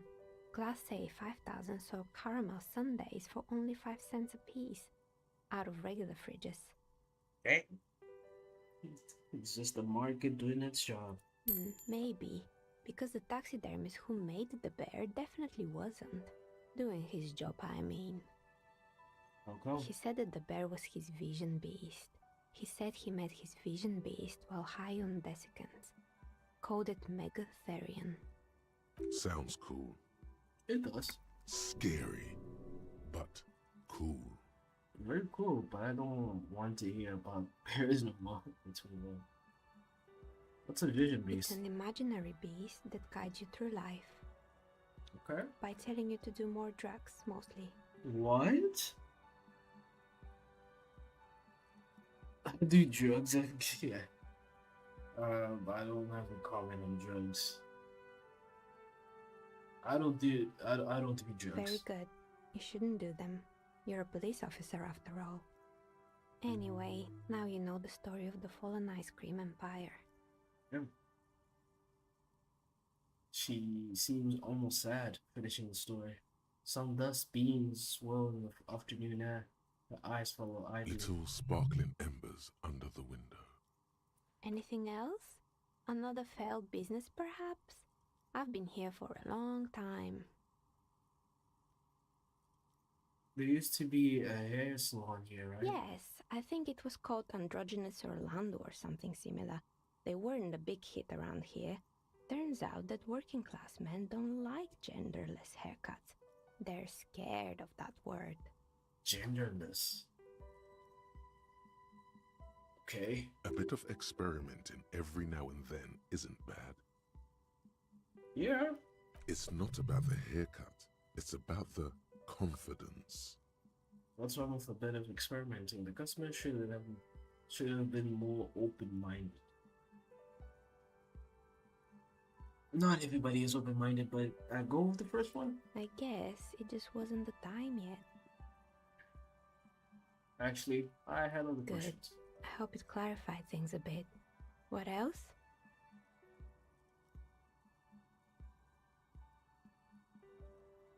I think that's all. Hey. Psst. Who, me? Yes, you. Word on the street is you're ready to start building communism again. Well, how come there's word on the You street? keep saying things like, down with the bourgeoisie, eat the rich, sodomize the landowners, impale all people who have more than 25 real in their pocket, literally murder all human beings regardless of their political beliefs. That kind of stuff.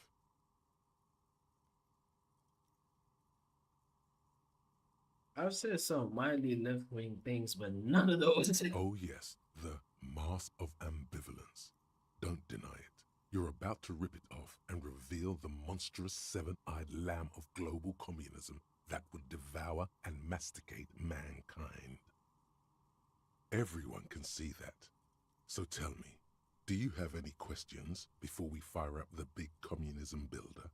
Or do we get right down to it? Okay, wait, first, what is communism? What is communism even about? Failure. It's about failure. Failure? Yes, abject failure. Total, irreversible defeat on all fronts. Absolutely vanquished, beaten, curb-stomped and pissed on. Until you came along. You will reverse the fortune of the workers of the world. You alone, against every living thing, against every human alive. 800 trillion real in the hands of an impossibly well-organized ruling class. Towering city blocks of bankmen who have the ears of prime ministers. Million-headed armies of nations and the love of your own mother. You against the atom, the charm and the spin, where the whole world failed. Matter failed to bend to human will. Human will failed to get out of bed and tie its laces. You alone, single-handedly, will rebuild the dreams of the working class. You are the last communist. Now get to work, comrade.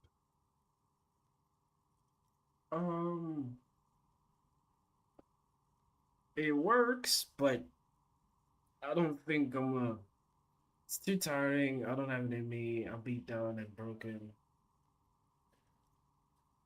Very well. I guess no one will build communism then. Tell the working man it's over, unless anyone has objections. No objections. It's mathematically impossible to achieve a classless society. Everyone knows this. Thank you, Logic. Anyone? Anyone else? There's no one? There's no one. Okay then, lie down and let the water carry you downstream. Goodbye, communism. Alright, I guess now we can report back to Plaisance. We get to finally complete this quest. It's just a lady that's been here for quite some time. She's seen things come and go. So, it's just a building with a lot of history. R.I.P. communism, yes, sir. R.I.P. communism. There's just no way I'm gonna build a whole society by myself. Like, come on, it's like I'm not a one-man army. Like, come on. Alright, Plaisance. What have you found? And also, do buy the books. There may be teachings in them. Nice try, but I talked to the entity you told me about. Her name is Snnr, and she's a novelty dice maker. A novelty dice maker? Well, spit it out. Why does she need the dice? For some kind of sorcery? Sometimes they use the ankle bones of sheep. I don't know what you're talking about. Hey, she's not a sorceress or some malicious entity. She's a businesswoman. like you. I don't understand. If it's not her, then where is the source of the doom? How did she explain the curse? The narrative she's built herself, it does need tearing down. Yeah, she covered every single point of her, let's say, sense to cover up the whole reality of things. So sorry, play songs, but I'm coming in like a wrecking ball. She's squeezing on the pendant too tight. A drop of blood in her palm. Wait, what? Are you serious? She's bleeding? To hell with it. Perchance you ought to just lie, sire. Nah, drama. We gotta let people know what is happening. We can't let them indulge in their lies forever. She says there's no curse because there are too many inconsistencies.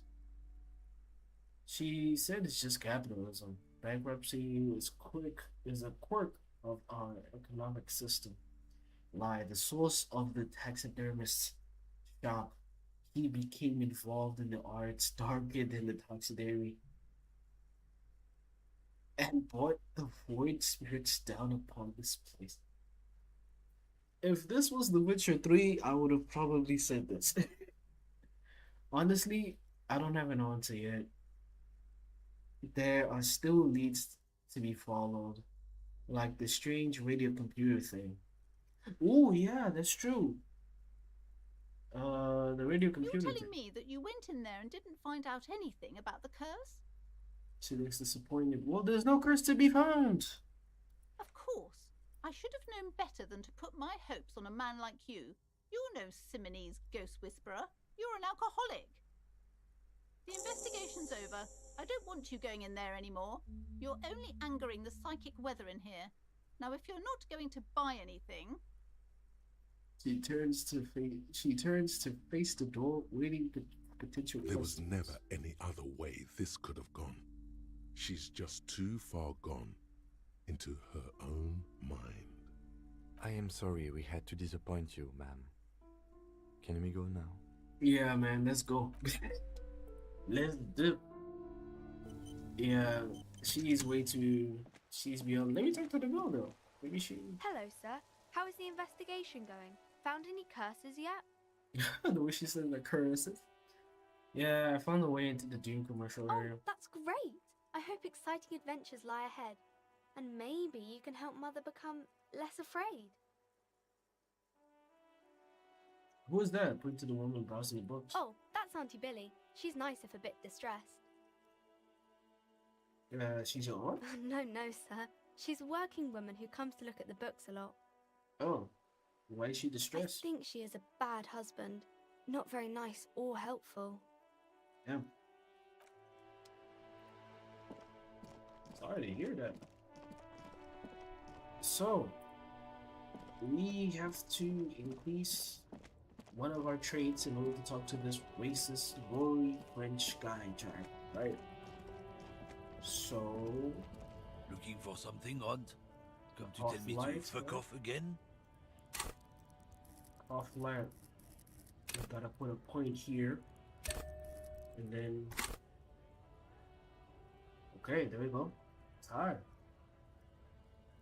Wait. Looking for something, aunt? Come to tell me to fuck off again? Men like this only respect two things. Strength and fear. Show me her lorry right fucking now. The lady... I'm sorry if the mic is loud. The lady driver's lorry. Where is it? Where is Omni-Man? Where is he? Where's Omni-Man? Where's Omni-Man? Fuck you, I told you. I'm not gonna... There. His voice grows smaller as yours. I'm gonna fuck you for the rest of my life. You understand? Fucking homo cop. Oh. Look, fuck you, man. It's some lorry down there. Green, banged up thing.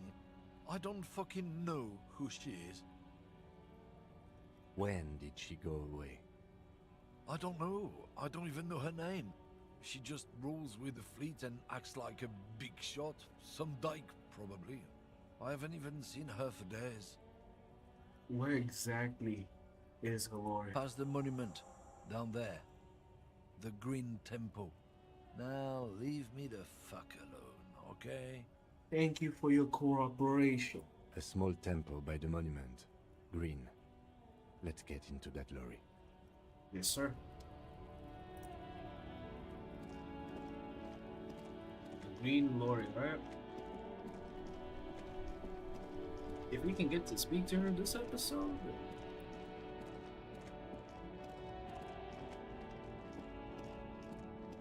This one. This green found, A to Z, contemporaire, is parked in the shadow of the ruins looming overhead. It's seen better days. This must be the one he told us about, unless he was lying. Yeah.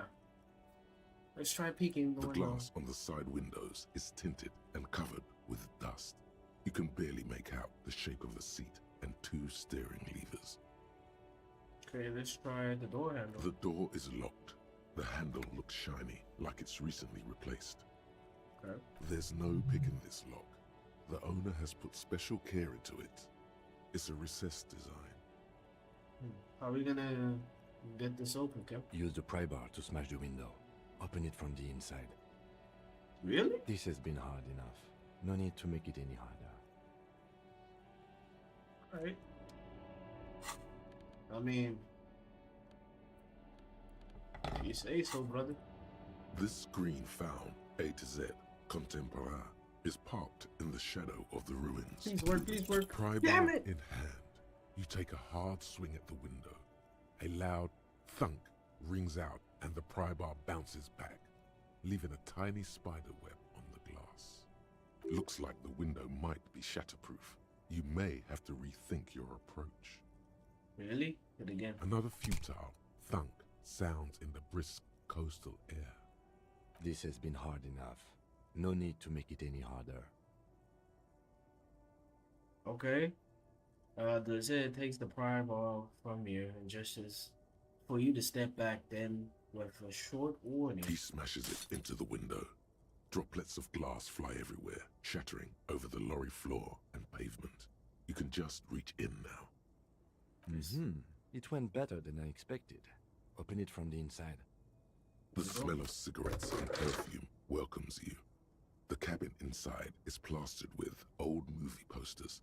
Actresses smile from the walls. There's a radio transmitter in the front and a toolbox tucked under the driver's seat. Some tools lie scattered near the pedals. Okay, so what should we investigate first? Let's try out the pull-up box. A metallic drawer slides out from the seat. It's empty, except for a folded newspaper. Let's unfold it. It's an issue of Périphérique from last Wednesday. A piece of paper falls out from its pages. Pick up the note. It looks like an article ripped out from a radio enthusiast magazine.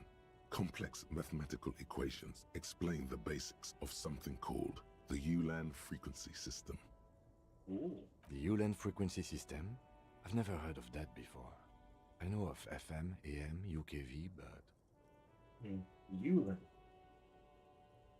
Okay, let's push in. The pull-out toolbox slides back into its nest. The rest is as it was. Radio, posters, a trace of motor oil smell under all the cigarettes.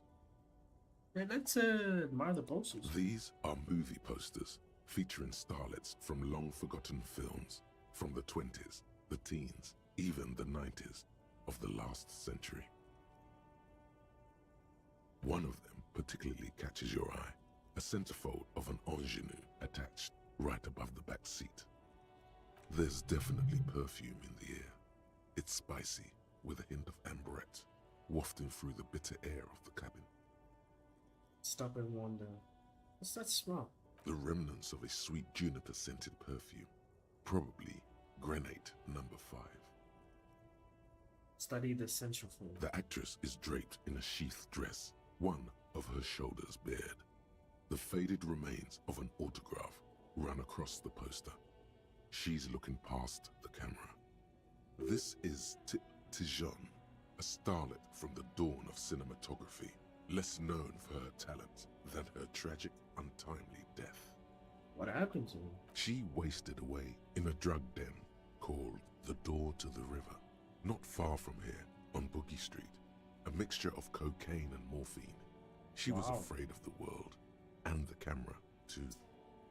You know, there's a lot of this that happens in real life too. There's a lot of people that apparently are like very well known and successful, but the thing is, depending if you're like a Disney actor, right, you're a kid actor, and you're able and you grow up, you have a bunch of problems. Like for example, Justin Bieber, when he started up, he was a young boy, right?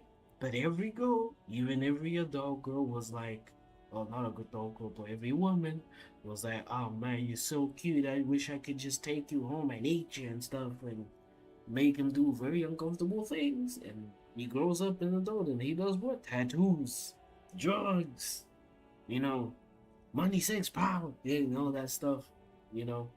And people are like, oh man, it's just not the same Justin Bieber that I knew.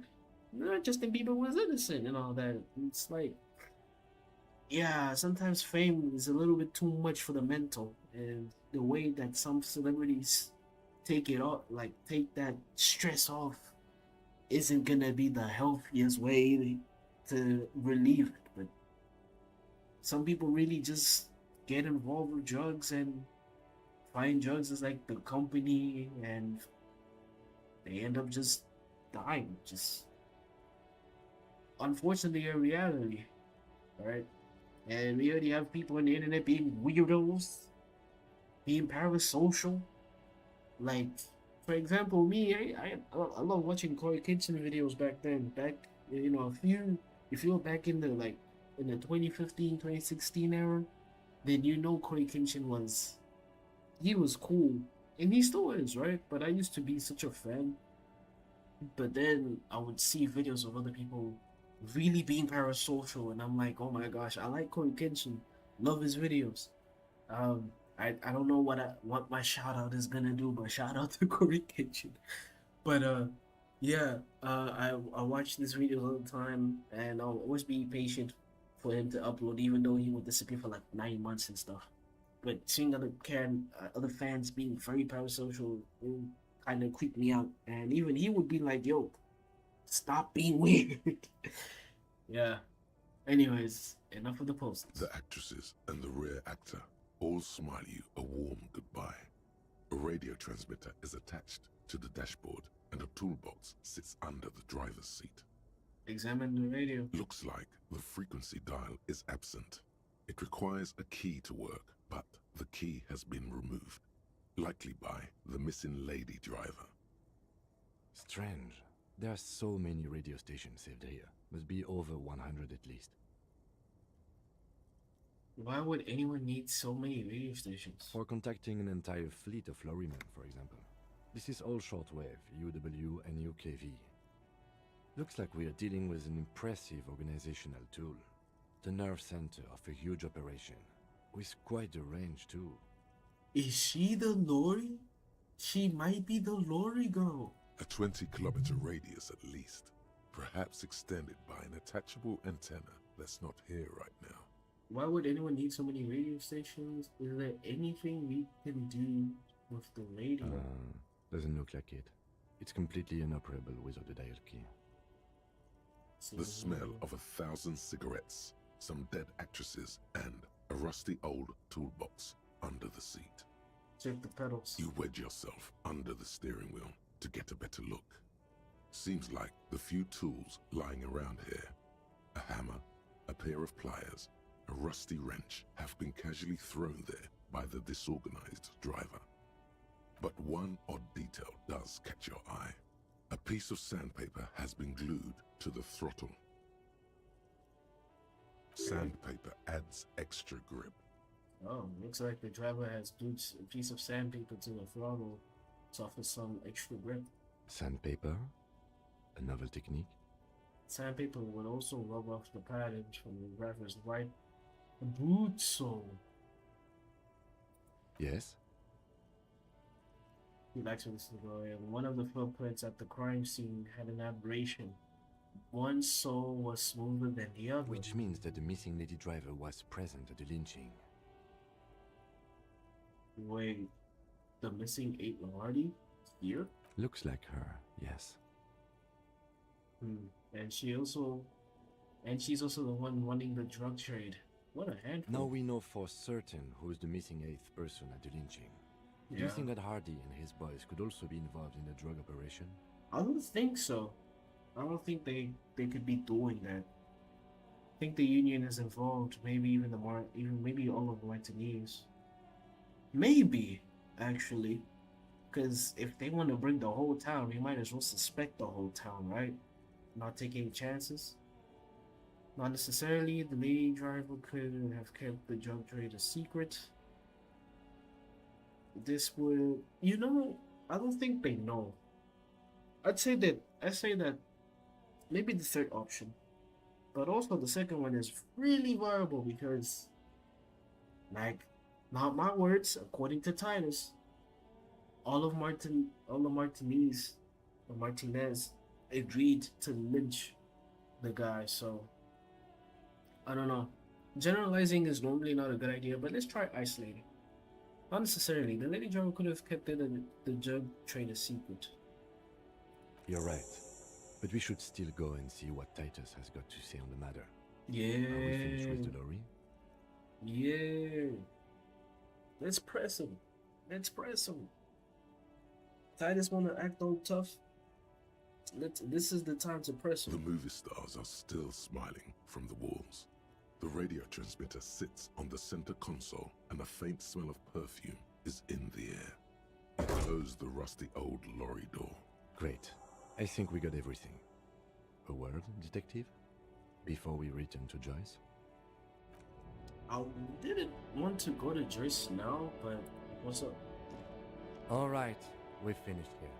Let's quickly debrief and go over what we found, so we don't do it in front of the company rep.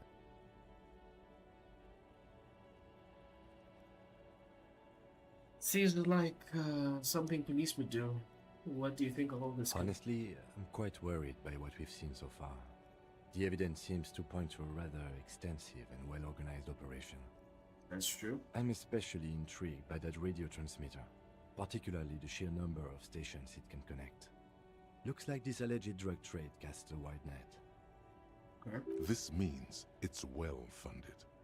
Technology like that, a major player must be financing it. Maybe it wouldn't make sense if the Wild Pines is financing this, but okay. Maybe Everett? That might be behind this? But he did say that he's not involved, but could we really trust him? I don't know. I'm not sure what the Ulan frequencies are all about, but they may hold some significance. Perhaps it's a better way to connect between fleets while avoiding frequency bleed, or maybe it's used to tap into RCM networks. Listening in on your calls between you and your station, a worrying prospect. True. And last but not least, it looks like the Hardy boys knew this driver, as we know that she was present at the lynching. This may be the Union connection we've been searching for. Yes. The probe and the case converged, he thinks. This was quite the find. What about the movie posters? How do they factor in all As this? elegant as they are, I don't think they are relevant to the drug trade. Maybe just might have been a hobby. A lot of women there, especially for a ladies' driver cabin. What are you implying? Maybe the trade is some sort of cinephile? Could the film industry be involved? No. I mean, maybe, because one of the actresses, right? Or one of the actresses did pass away from drugs, so maybe that's a reminder of, I don't know, maybe keeping herself in check? I'm going to say no. So it turns out this is connected to the event. Like Joyce told us, yes, logistically. But don't expect to bust this open during our stay here. At best, this is an angle we can use against them to other ends as extra ammunition. Yeah, that's true. That's true. Meaning, someone as slippery as Everard won't be caught by a couple of cops and some stuff they found in some cabin. Yeah. Will the RCM open investigation into this? We should return to the murder case. See what Joyce tells us about the lynching. When we are done for the day, I call my station and suggest our narcotics department look into it. There are more than enough grounds to start an official investigation, sometime later when we are done here. We do not want to get caught in that. He stops to think. The fact that one hasn't started already gives me pause. An investigation, I mean. Especially if the Madre grouping is involved, and I can't imagine they aren't. It's certainly worrisome. All the same, I don't like the idea of internal affairs descending on the matter. That won't help anyone either. Hey, debrief over? Debrief over. After you. Good.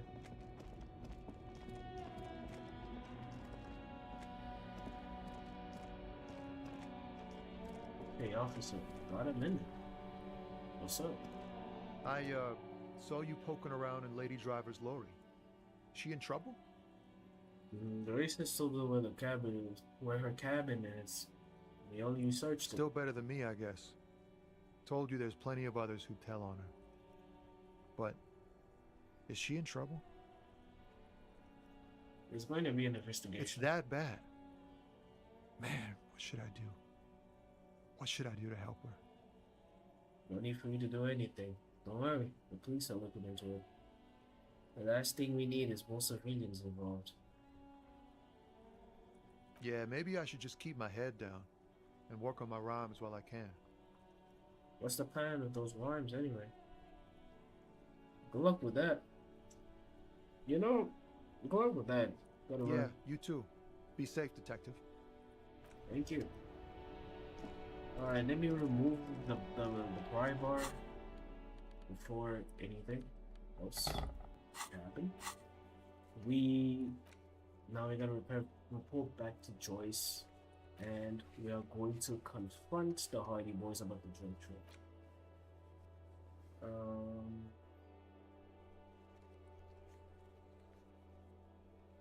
These are some light checks. Let's try now.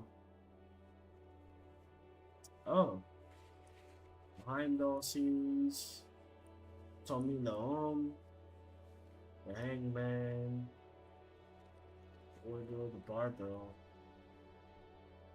Joyce, Kuno, Joyce, Trash Container, Titus Hardy, Godly.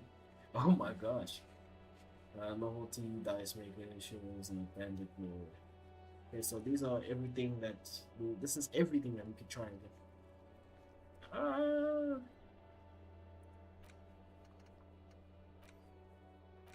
Let's go talk to.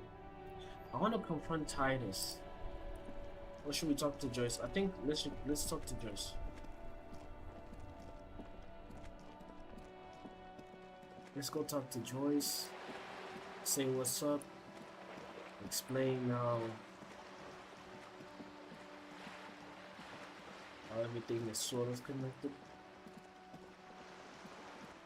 Hey. I thought I was gonna need Google, right, to see how I can progress the game, but I don't think well, we've been making some progress, so that's good enough. You're back. Good. What can I help you with? By the way, I talked to Yvette Claire. You have? And how did you like Mr. Clare? He's a beautiful man and beautiful and just. He's a hero of the workers' movement. He's a champion I've sworn fealty to. He's bloated rainbow socialist. I can do business with him for socialist. He's reasonable. He is not a champion I've chosen. I wish to swear that I have fealty to you and the cause of capital. I have the feeling the international community does not approve of him. It's not my job if I like them. I was doing my job. I mean, she is asking if I like them, so I did it. Oh, come on now. He has his uses. How else would he have stayed in power all these years? Or wait, actually... She answers her own question. Corruption. That's how he's done it. Fantastic, Verne-like corruption, reaching into the bowels of the earth. She looks at the ground and The position of my unusual colleague does not reflect official policy. That's I true. hope you understand. The RCM does not pick sides. Yes, Of course. And I don't expect you to share anything he told you with me. That's true. I'm not a corrupt Verm myself. However, if you felt like discussing something, how could I stop you? Are we not human? Are we not curious to hear another person's take? It's only natural. We would only be gossiping. Yeah, that's the thing that I sort of don't like doing is gossiping, so that's kind of an L for you, Joyce, because I'm not into that. Intellectually speaking, it would be quite interesting to hear what she has to say about these things. I would like to keep these things separate. I would think mixing both the Wild Pines and the Union business would be a good idea. I mean, it's none of our business really, but since it's related to the case, we have to be extremely cautious. Because one bad move could basically just ruin the whole investigation. It could ruin everything. And we don't really want that, right? We don't want to screw everything just because we want to be sharing every little bit of detail with Joyce. I mean, if they were separate, I guess, but I don't know. I am not in the mood with. I'll talk about something else for now, if you don't mind. Of course, Detective. Should something come up later down the road, don't be afraid to drop by for a chat. Don't worry, we'll talk. Until then, is there anything I can help you with?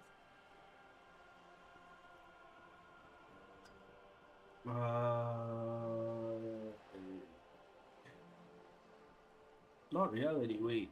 I want to talk about the drug trade, but what's the option? Okay, tell me again about the drug trafficking. Until you come up with something at that intersection, I'm afraid I have little else to tell you. But I'll try. Ask. She simply nods. Wait, doesn't the quest here say to report back to Joyce? Well, what's the thing? The jam mystery, report back to Joyce. I'm here, but you're on a boat. Why, yes I am. She looks at the deck under her feet. The green and white sails flutter overhead. Not a lot of people on boats, are there? Of course there are. We're on an archipelago. How else are you supposed to get around? Wait, we're on an archipelago? Yes, we are. We are on Le Caillou. Technically, the neighboring Ozone and Fas Alamer island groups are archipelagos, while La Caillou, by contrast, is a single fertile landmass, the fourth largest island in the world. It is not an archipelago. Wait, I thought the Kailu was one big island. Still, I haven't seen anyone else sail a boat along here. I haven't seen anyone else drive a souped-up Capri Kenema motor carriage either. Hey, why are you calling out my partner's car? Actually, that motor carriage has been specially issued to serve as a patrol and pursuit vehicle. Yeah, like why are you talking about my partner's car? It's cool. It's for crossing long distances in the greater Ravachol industrial harbor. It's not a toy. Neither is this. A toy, I mean. It's a machine for crossing long distances in the Bay of Revachol, between the city and the islands.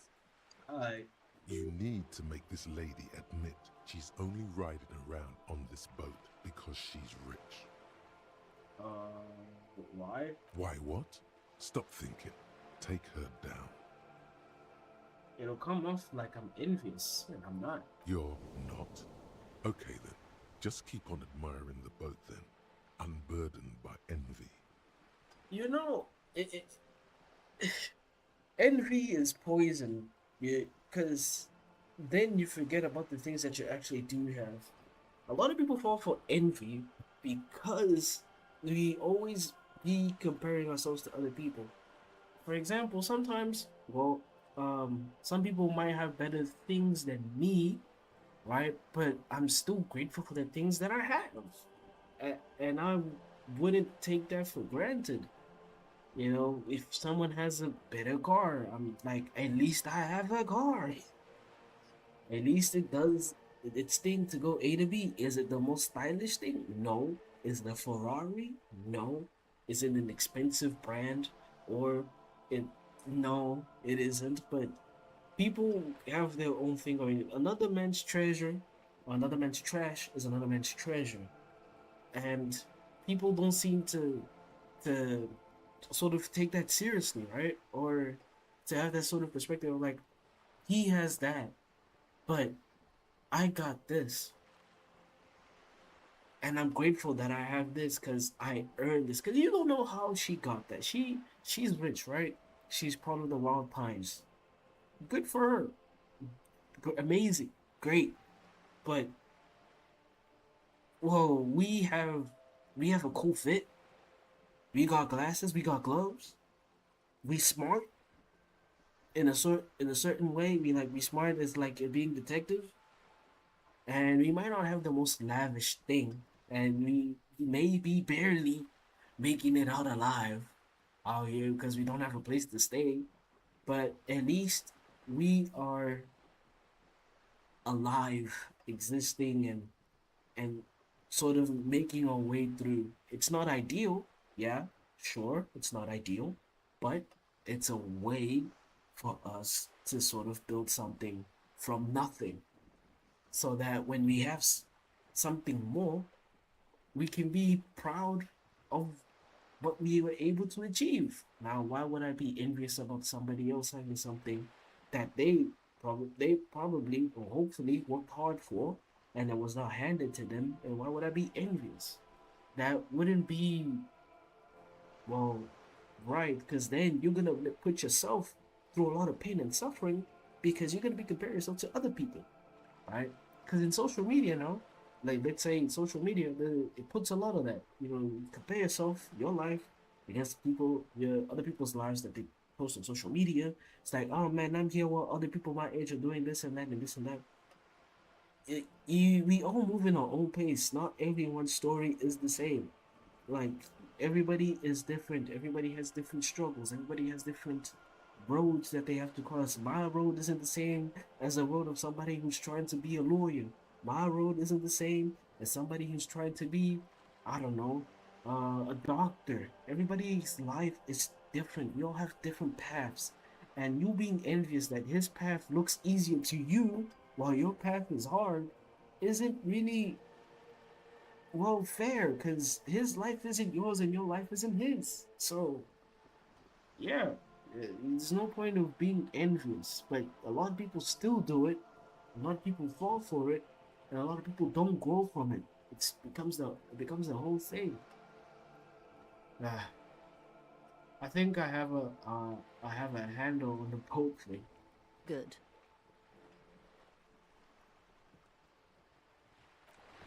I want to report back to Joyce, but why can't I report back to You're her? back. Good. What can I help you with? I spoke to the lawyer man at the roundabout. Yes, my eyes on the harbour have sent word to that effect. What have you discovered? We discovered enough to conclude for now. Wait, where exactly are these eyes located? It doesn't really matter, and I do apologize for the surveillance. Wild Pines can't afford to be blind at a time like this. One of the tall buildings overlooking the roundabout, most likely. That would give them a read on the entire quarter. In any case, it's a relief to know someone has looked into it. If I may ask, will there be an official investigation? I assume you discovered there is an operation. If there is an investigation, it will be part of an ongoing operation, subject to confidentiality. I am sure you understand. Of course, detectives. In any case, you've held up your end of our arrangement. I trust you with the rest. Now it's my turn. Yeah. I wouldn't normally break protocol like this, but the situation demands it. If you don't solve this murder, I'm afraid we may have a bloodbath on our hands. How come? The words bloodbath sound cold in her mouth. They taste of iron and strawberries. Tell me again, how are the lynching and the strike connected? I have an indirect role to play, I'm sad to say. My employer experienced a momentary lapse of faith in me. In that moment, they elected to deploy a private military contractor as an insurance measure. They called it my security detail. Do you need a security detail? Absolutely not. These mercenaries are muscle, pure and simple. They are meant to intimidate the Union into surrendering. Yeah, Everett told us that. Who are they, exactly? Oh yeah, we don't know who they are, it's true. Crenell, an Oranese military company. As far Heard as I about know, it. 3 arrived in Martinez. They report to me sporadically, but they do not answer to me. To be frank, our relationship is deteriorating. They wear ceramic armor, have semi-automatic weapons, and years of combat experience. They also have trauma and stressor disorder, and no idea how to conduct themselves in an urban civilian environment. So you guys sent a bunch of security guards that are not mentally stable into a place where they already don't like the Wild Pines, and you call that a lab? Oh my gosh. Yeah, you guys really messed up. So, what happened? The story is, one of them, the Colonel, I don't know his real name, sexually assaulted a local woman while he was drunk and separated from his unit. This allowed some of the more militant Union members to subdue him. He was taken out behind the whirling in rags and lynched last Sunday night. What then? Nothing. Mr. Clare refuses to let me into the harbour. I have not been able to discuss this matter with anyone there. The remaining 2 Crenell contractors carry out their orders, for now. No. It's a smokescreen. In secret, they are conducting an independent military tribunal into the lynching. Once this investigation is concluded, executions will follow. Executions? What is the nature of this so-called investigation? Yeah, good question. Whether to execute one, some, or all of the Union militants. What? It'll be all of them. The decision is already made. You've made a mess here. Wait, I have to say, this is not Disco. Maybe the investigations can team up, you know, share resources, intelligence. Boy, oh boy, is that not good. Nah, you made a mess. It was the Union who strung him from that tree. My hope is that you provide a single concrete suspect before Crenell indiscriminately pick theirs. Simply put, She grabs the hold of the mainsail. if you don't pin this on someone good and do it fast, they will identify and execute everyone present at the lynching. This in turn will force the Union to respond. And then it will be a whole quote-unquote war. The Debardeurs have over 2,000 men. It will be 1,000 to 1. Have you ever seen a hornet invade a beehive, Lieutenant? It's not pretty. The Snnr's giant hornet, the world's second largest insect, can kill 40 honeybees a minute, while a group of 30 can decimate an entire hive of 20,000 bees in less than 4 hours. Okay, we got an idea now. These men work in tandem using semi and fully automatic firearms. Their armor is virtually impenetrable to muzzle-loaded weapons, even yours. Most Union workers don't have guns at all. The muzzle loaders need to be reloaded after every 1 or 2 shots.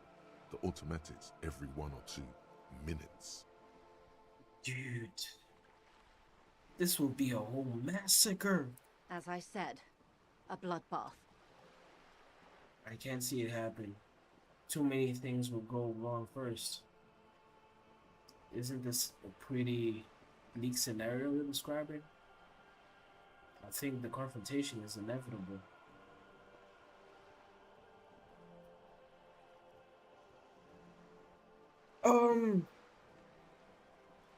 Okay, what do I think of this? The Wild Pines messed up pretty bad, right? They pretty much cooked. Because if you're sending unstable people to do the job, and he out here is touching someone else's, touching a woman's ass without consent, right? And thinking that he's above everybody. I think the union, they have, yeah, I don't blame them. Needless to say, I don't blame them for, you know, looking out for themselves and each other. But, yo, Wild Pines, you guys messed up. Y'all messed up. I think the confrontation is inevitable. The damage has already been done. It doesn't have to be like this. Nameless, badgeless officer of the citizens' militia. Hey, you did this. I at least don't have my badge and my gun. You have a whole guy that was killed and hanged. And you have 2 more that are on the loose, probably hiding somewhere. One single concrete suspect delivered into civil court, and I may be able to defuse this situation.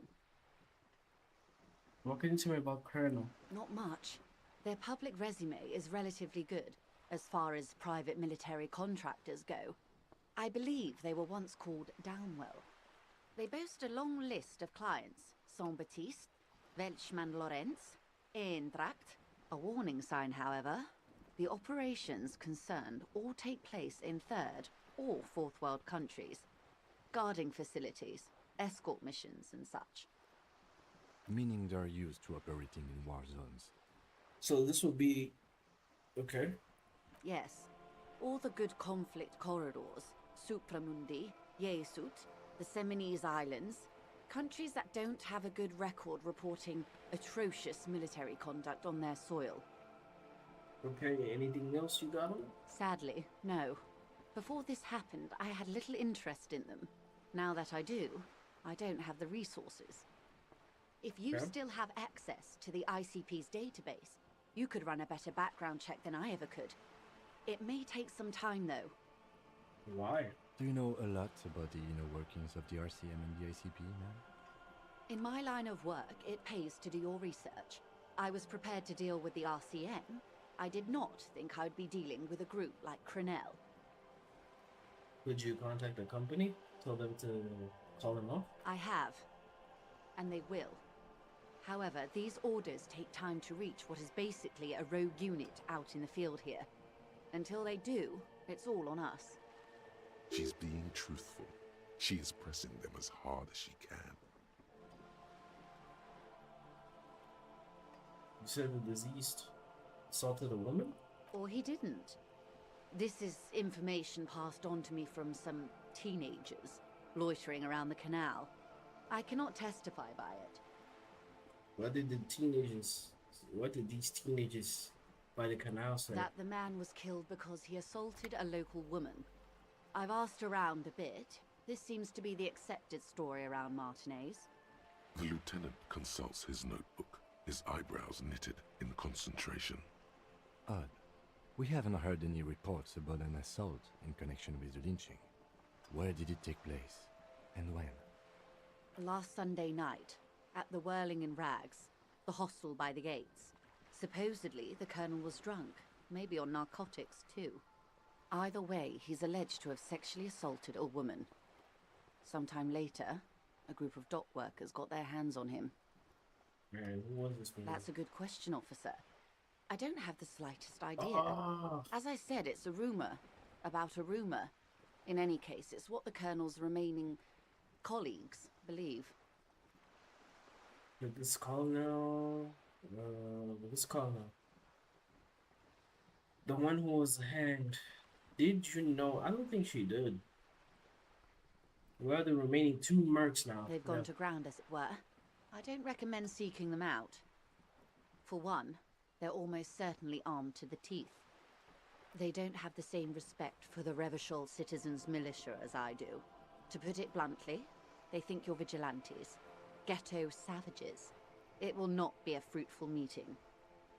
We still need to know where they are. You're likely to run into them eventually. When that happens, I'll be in a better position to mediate if I don't appear involved. Where are these mercenaries? Sent by the Wild Pines. Clothes didn't fit right. Scab leader, bad acting. One is obviously the scab leader at the harbour gates. The one chanting the idiotic slogans. He's barely maintaining his disguise. The other has a vantage point in a building south of the roundabout. They were keeping tabs on you while you were canvassing the lorry drivers.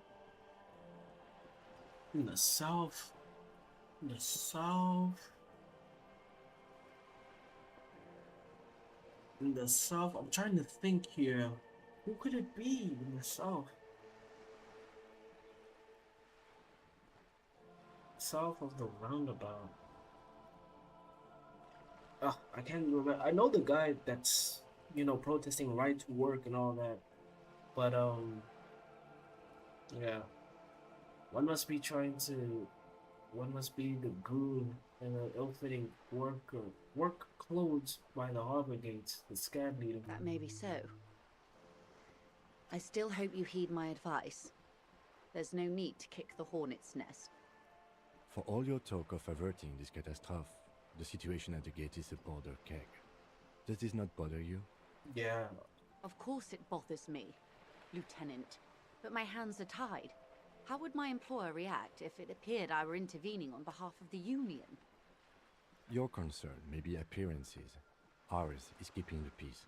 Yeah, we don't care where you stand. We doing our job. One is probably in the building overlooking the roundabout. Would afford a good vantage point. In any case, it's practically inaccessible. Where is your radio for contacting them, if I may ask? Do you have an earpiece? Heavens no. I'm not an undercover agent. There's a shortwave at the ship's wheel. Sorry, I had another question. I hope I can answer it better. How much time do you have? Until the executions start? Truthfully, I don't know. It depends on their progress identifying the members of the lynch mob and their impatience. I guess the loyal woman, right, or Elizabeth can't really do anything, you know. Because I get, if she's not a part of it, so she's safe. But the loyal woman that we saw is not. And everybody else. They don't report their progress to you? Not on this matter. I'm afraid they consider this a personal initiative. It's a matter of days, not weeks. That's enough for now. I am sorry to have been the bearer of bad news. If there is anything else I can help you with, please ask. Now, can you tell me about these tattoos? Of course. Excuse my hesitation before. Okay. She reaches over the guard wire and takes the photo, holds it in her hand. For about half a minute, in silence. It was taken with a Trigat not long ago. This is the man's upper body. There were no more markings on his hands or legs. Stay quiet and observe the woman's expression. Her mouth is relaxed. The accordion lines near her mouth vanish. The pearls of her eyes move slowly on the photo's surface. What do you think? Sorry. I was trying to see if I can read the web of interdependencies between these points. The stars. She points to one of the photo I paper. can't. But that's how you read this story. The points themselves don't have letters, numbers, anything. Their size, location on the body, and distance from each other tells you what they represent. Say nothing. Port cities. On the oceans. This is an Oronese map of the waterways, a sailor's tattoo worn by wayfarers of the DeLorean century, as early as 300 years ago. The sailors would mark their bodies to map their travels. What is the use of this map? The sailor's soul would use it to fly back home if they should die abroad. This is a sort of contraption to be reeled back in by. The silver cord, they would call it. What travels did the dead what travels did the dead man take? Quite a few. Vredefort, the Oranese capital, traditionally stands on the right shoulder. He started somewhere near here, I think. What next? Then he made his way to the Pretto Grande, through what I think must be the Stutz Canal, an artificial channel through the Occident. From the Pretto, he sailed to the Insulindic Ocean, first the Semines Islands, then this. What is that? Revachol. Those are the two constants. Vredefort on the shoulder, and Revachol in the heart. They started the tradition of these maps right after the discovery of Insulinde, at the dawn of the Interinsulary Age. The old world passing by, and the new world already here. You said you can't read it. I can't. This man was no sailor, and these are no ports. I can understand geographic fragments, but not their meaning. Vredefort? Vredefort has a military academy. The Semines Islands saw a recent conflict. In Revachol, he was executed. Maybe it's a record of his military career? That makes sense to me. We have no more use for a map of the waterways, just like we don't need sailors the way we used to. This is what the custom would morph into on the Occident. Mercenary tattoos. For all the boys looking for adventure, a blood spatter on the seas. Who could tell me more? His platoon members? The other contractors. Though I do not suggest you go and show them that picture. This man was their friend and comrade. That's the best guy to ask the question then. Surely there are other people to ask about the tattoo. This is not necessary to complete the task, officer. It's a dangerous side task. Search elsewhere. I need the information, mark it down, ask marks about tattoos.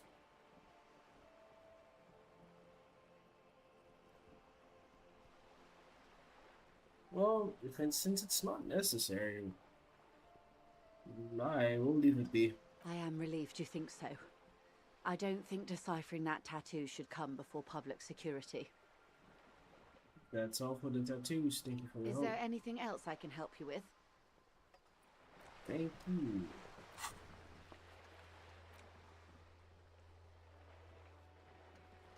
Okay. Now, we go back to the whirling rides and press the hardy boys.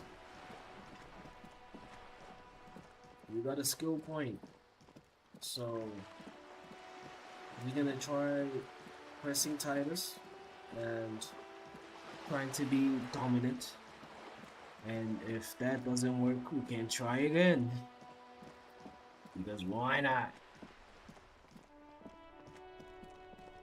Since he's literally grabbing his dick in front of me, I'm like, yeah man, I'm also gonna assert my dominance.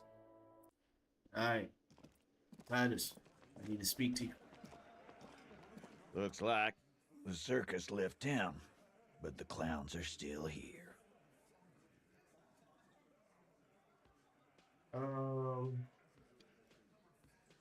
Guess what? I've connected. No, I've talked to Joyce the Mercury Hang his friend. His friends are coming for you.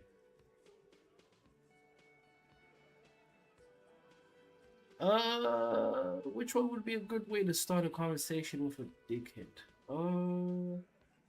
Guess what? I've connected you to the local drug trade. Like hell you have.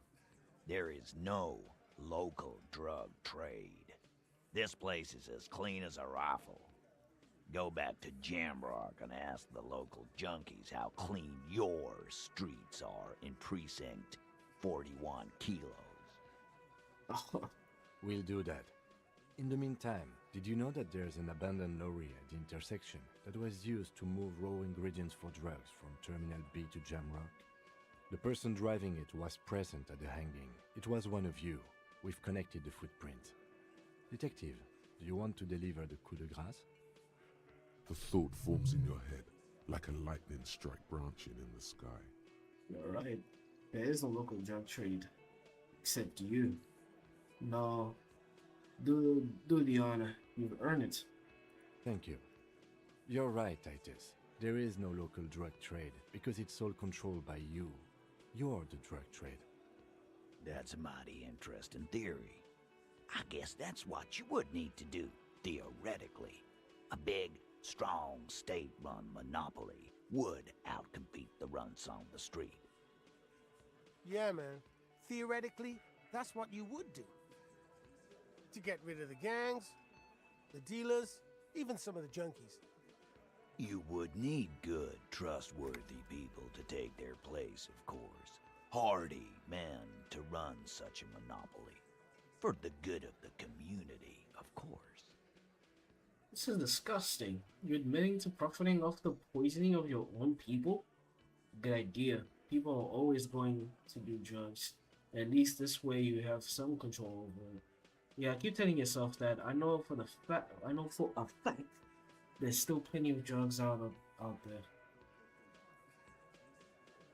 I go with the first one. This is just absolutely disgusting. You're admitting to profiting off poisoning your own people. You're like, oh man, this is for the good of it's what's the quote? The ends justifying the means. I mean, to a certain extent, but also is like,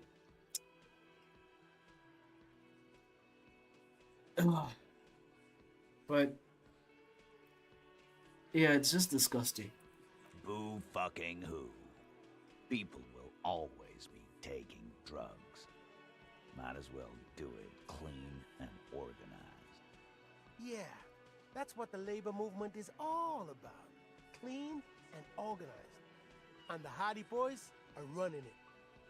Theoretically, of course. We're just talking politics here. My answer to your drug accusation is, how dare you? Go fuck yourself. Not quite yet, Mr. Hardy. There were 8 sets of prints on the crime scene. There are only 7 Hardy Boys here. The 8th party. The one who's missing. She runs the thing, right? My answer is, fuck off.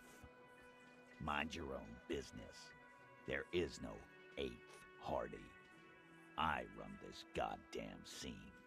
No, you don't. And here we go. Back to the usual. I know! Fatty walked on all 4s. He's so fucking fat, he left 2 sets of footprints. Despite everything, the little man is quick on his feet. Go fuck your mom, Dennis. Yo, what type of... Alright. That's more like it, boys. You heard him. It was Angus on all 4s.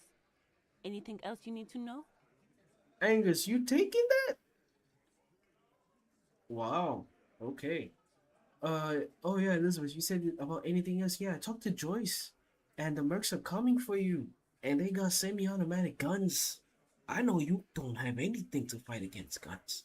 No knife is gonna be able to do anything against the whole bullet that is automatic and is in a mag with a bunch of 8. Yeah. By friends, you mean his squad mates from Cronell. Yep. Wouldn't want to beat up his grandma. They're snickering in the room. Some of the men put their beers down. Nervous, snickering. There's a rush of adrenaline present. Yeah, because they know they don't have a chance. How am I gonna start a fight with a guy that has a gun? Might as well just defuse. Yes, they are forming some kind of tribunal. Tribunal? I think that's how you say it. And I'm coming for you. This is what happens if you take the law into your own hands. Other people start doing it too. That's it. Let them come. The Hardy Boys are right fucking here. You ain't tough in front of a barrel of a gun.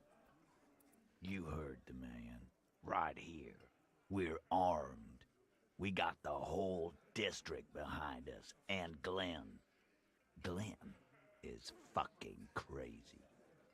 Dude, Glenn isn't shit if there's a gun pointed towards his head. He might even do anything. He might just get shot before anything starts. Yeah. A well-oiled murder machine. Do you know that a single Cerise giant hornet can kill 40 bees a minute? The fuck is that supposed to mean? You're the bees, they're the We're hornet. not bees. We're men. We're socialists. Easy, E. He's trying to phase you. What are you trying to do? Scare my men? The mercenaries are armed with automatic weapons. We got weapons of our own. We got Ister 50s, Zeelagers. Glenn's got a knock cannon at home. Will they piece ceramic armor? I guess we're gonna see, aren't we? That was an unsure phrasing. See what?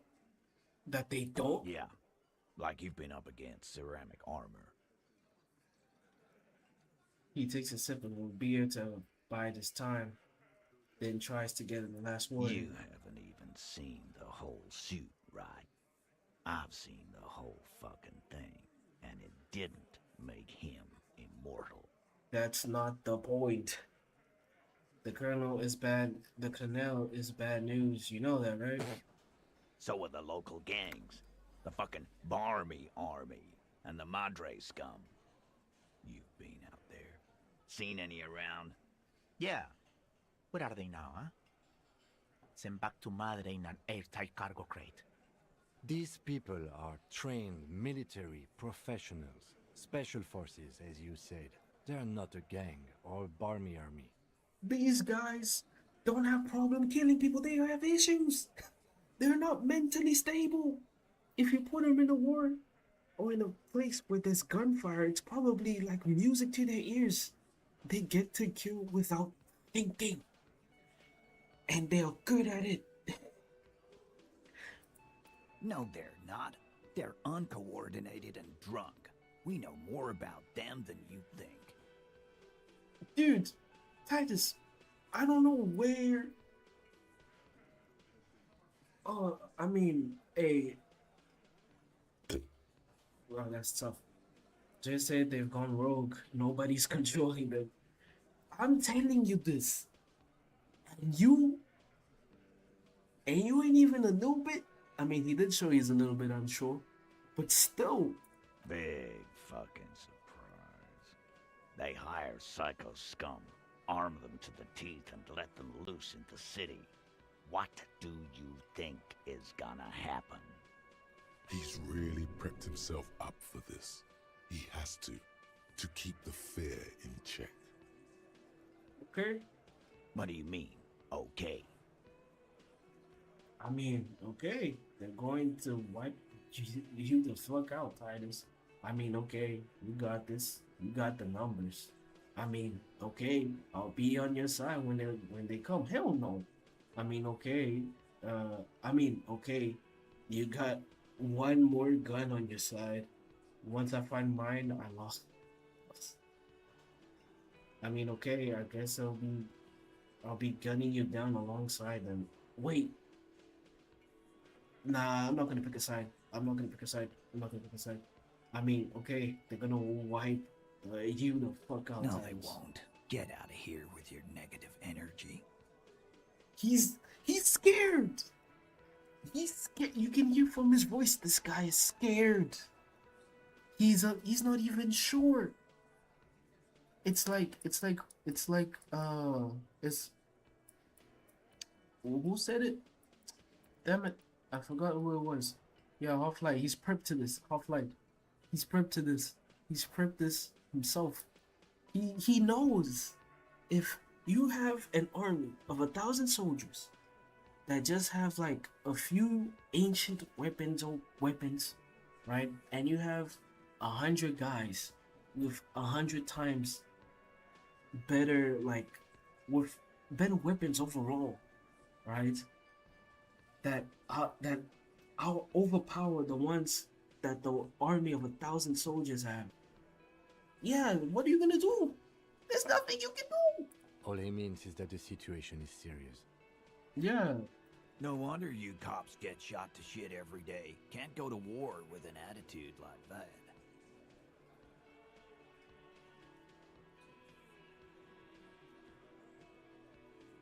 Alright, let's try authority. As you look around this room full of sweaty men, swearing, drinking, spitting out tobacco, does this look familiar? As low of a chance that was, I'm so glad we got this in the first try, because I want so bad to talk to this man Titus and show him who Harry is. Let's go. I get it, Titus. You guys really are the authority around here. Oh. You must be... You're just like real cops. Drinking beer, sitting around with your dicks on your hand. You got a problem with beer now? Not quite there yet. Push on. No. I'm drunk on the job too. I don't give a shit, just like you guys. Nah. I'm also a big fan of beer and jerking off instead of helping people. You saying we don't help people? I've been doing this job for 10 years. Martinez was a dump before we put this outfit together. They don't know, man. They weren't here. We had 3 shootings a week, kids dead, fucking graffito everywhere. You cops haven't shown up since the 30s. Oh, wait, you get a crazy scene if you fail that authority check. Oh man, yo, how do I say your name? I'm just gonna call you Fishes. Yo, Fishes. I'm glad as a first playthrough, I don't have to go through that. As a first playthrough, I'm happy that I do not have to see that. Oh man, yo, I'm so glad we don't have to see that. Congratulations on the graffito removal. All I see is you sitting around talking about Monica's titties while there's a rape victim. That's so true. So what? What do you want from me? We took care of that fuck. Picks up the beer. He picks the beer back up. Don't let him drink that. One more push. Quick. It's not about who did it. It's about the victim. She needs help. Someone's been raped. She needs counseling. We need to talk to her. I've asked this before. Why are you hiding the victim? Titus is hiding nothing. Titus? She turns to the hulk of a man. Titus. You want to talk to her? Fine, talk to her. I got nothing to hide. Where's she at? Everybody has something to hide. He certainly does. So long as you treat her with respect. No questioning, no harassing, or you got the freight train of pain heading your way. And you got a freight understand. You trying to raise a voice at me? But you know what? I don't have my gun with me. It's okay. It's okay. You can drink your beer and jerk off. I'm out here trying to solve this, trying to help. You committed a crime and I'm gonna prove it. I'm gonna prove it. Like, this is gonna be Dexter. I'm gonna prove you did the thing. And hopefully you guys are ready for what is to come. I already told you what's gonna happen. And you seem too prideful to know when you're gonna be. I mean, he knows he's scared. He knows he's scared. He just doesn't want to admit it in front of his buddies. But I hope you're ready for what comes. And I hope that I'm not involved. I'm just gonna be there watching you, and when it all happens, I'm gonna be like, I told you so. Yeah, you want it to be all tough? You want to be like, oh man, these guys don't scare me. I'm Titus, and I'm big and strong, and I got my crew. And when you see a bunch of guys with semi-automatic guns or automatic guns coming up at you, and you hyping up all of your boys, and they go down with a bullet. Hey, don't blame me. Don't blame RCM. We doing our job. That ain't got nothing to do with your pride. What is her name? Glacia, I'm on due. She's staying here at the Whirling in Rags, a real pretty one. Silvery jumpsuit, blonde. That's Amon Ju with an O-U.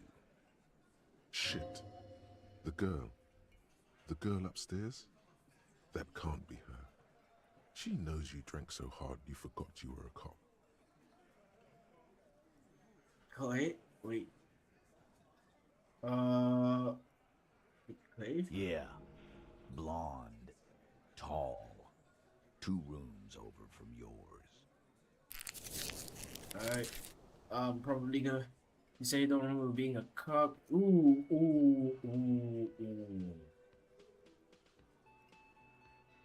Yeah, we're failing this one, boys. You inexplicably add cool after the victim's name, with your eyes bulging like some wild beast. Your fingers are fidgeting and sweat starts forming on your brow as Titus looks at you oddly. I don't understand what's so cool here. Nothing. We just have a few more questions. Then we'll be on our way. Calm. Normal. Try to forget this little hiccup. So... You know what? Let's just conclude it. Remember what I said.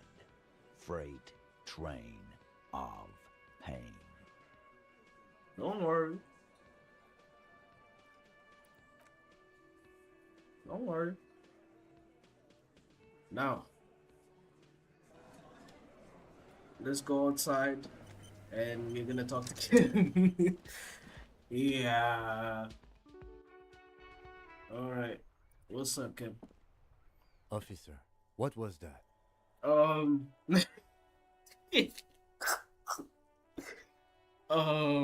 What was what? You looked strange when he mentioned the assault victim's name.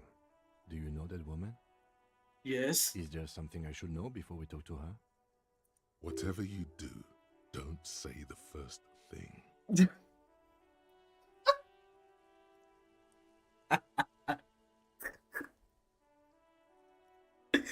Yo, this game. Oh my god.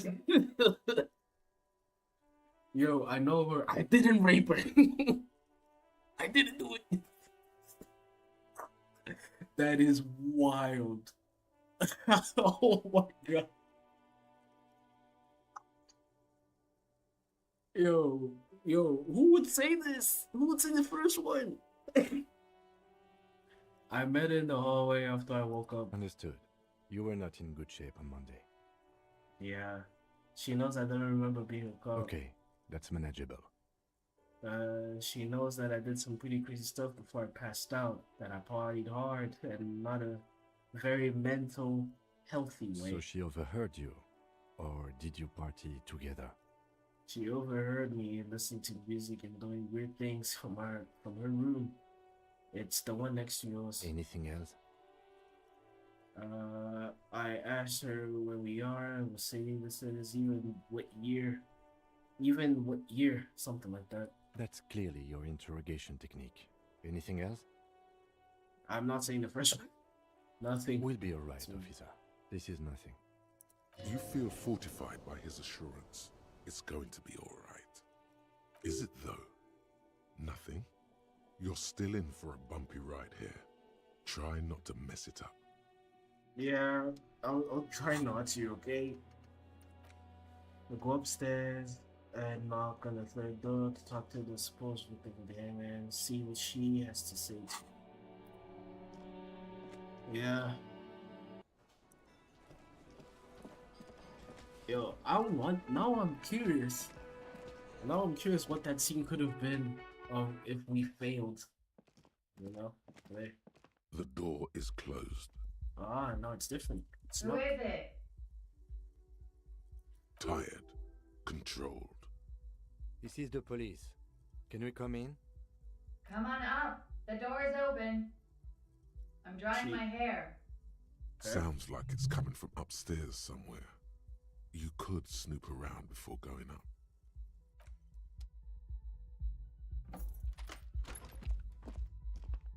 Oh, this is nice. She has a whole roof. Alright, let's see. Hotel bill calculation. Looks like she had an extended stay. Baby clothes, a woman's. She made a rest for this room. So she's really staying for a while.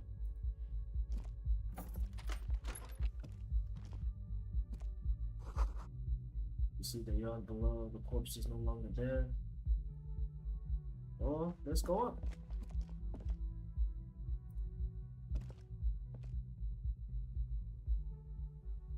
This is a nice place.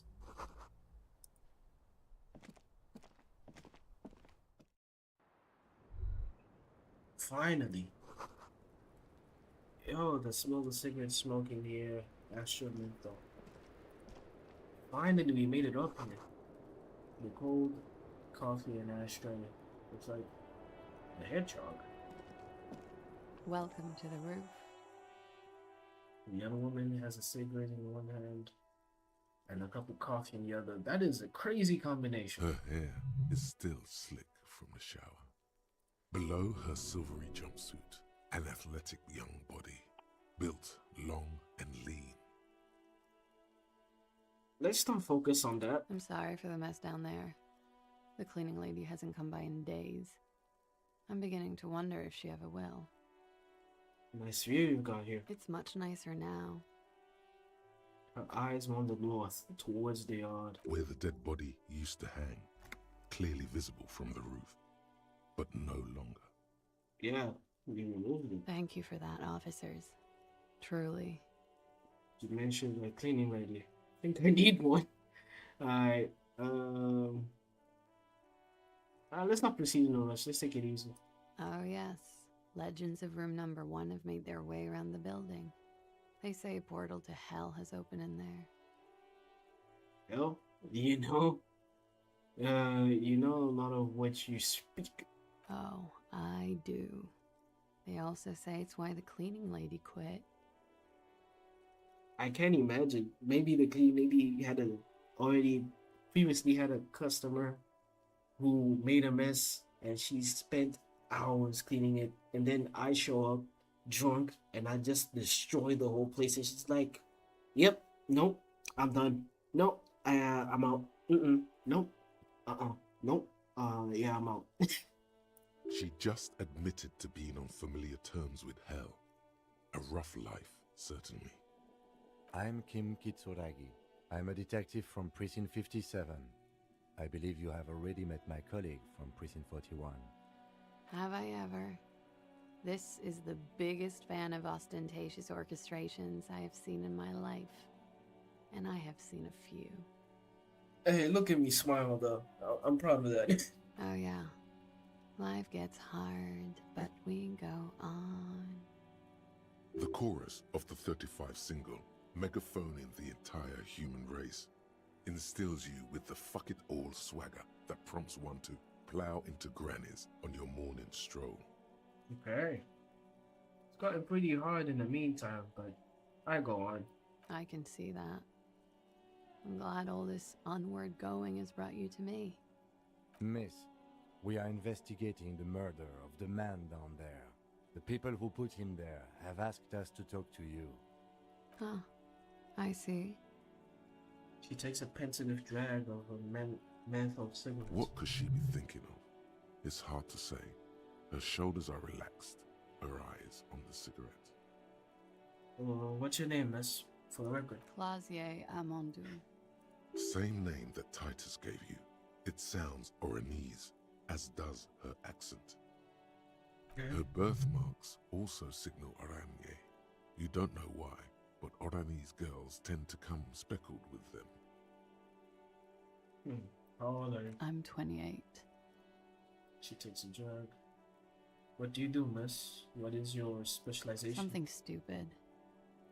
What's that? Oranese lit. Oranese hit? Oranese literature. That's what I Oh. studied at the university.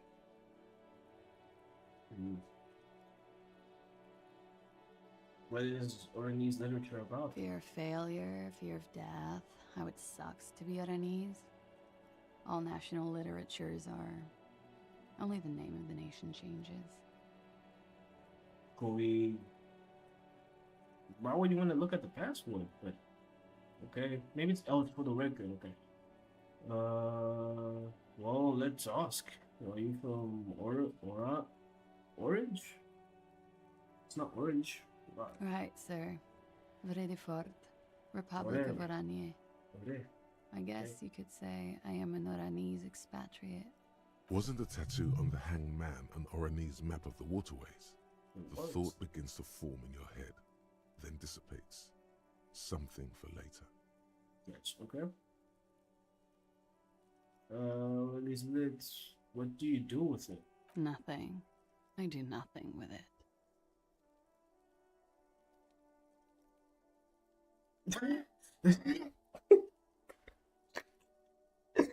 Yeah, I could just be like, how do you make money then? Money is very important. And then I just flash over some, 27 real that I have in my pockets. Like, money is important. You gotta, how do you make money? I mean, I got money.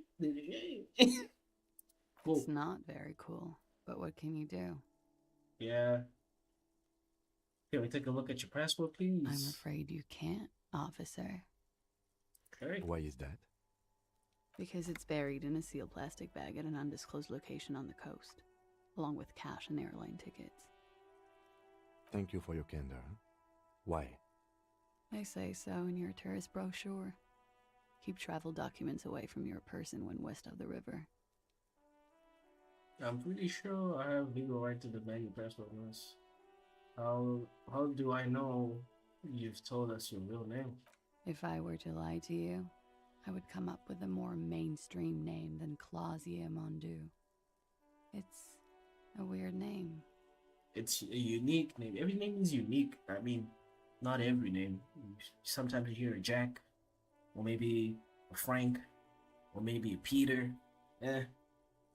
She seems to be telling the truth, sire. Alright, John. I'm pretty sure. Okay then. Okie dokie. If any of this made her nervous, it certainly doesn't show in her expression or her movements. Hey, thank you. That's it for the record. The record. So official.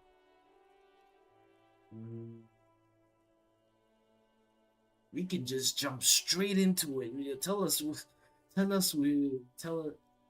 were. They tell us you were raped. Well, I cannot read for sure. Before we get there, last room you got Yeah. here. It's pretty deluxe. What are you doing here in the Whirling Ranks? I'm wintering. How long have you been staying here? About 4 months. I came in November. The bills downstairs concur. Why here? Here in the Whirling, here in Martinez, or here in Revachol? Martinez. I heard this is where the washed-up disco has-beens go. You're too young to call yourself a disco has-been. I'm really not. Okay, I have other questions for you. Okay. Watching herself reflected in the bedroom window, tall and sparkling and draped in smoke.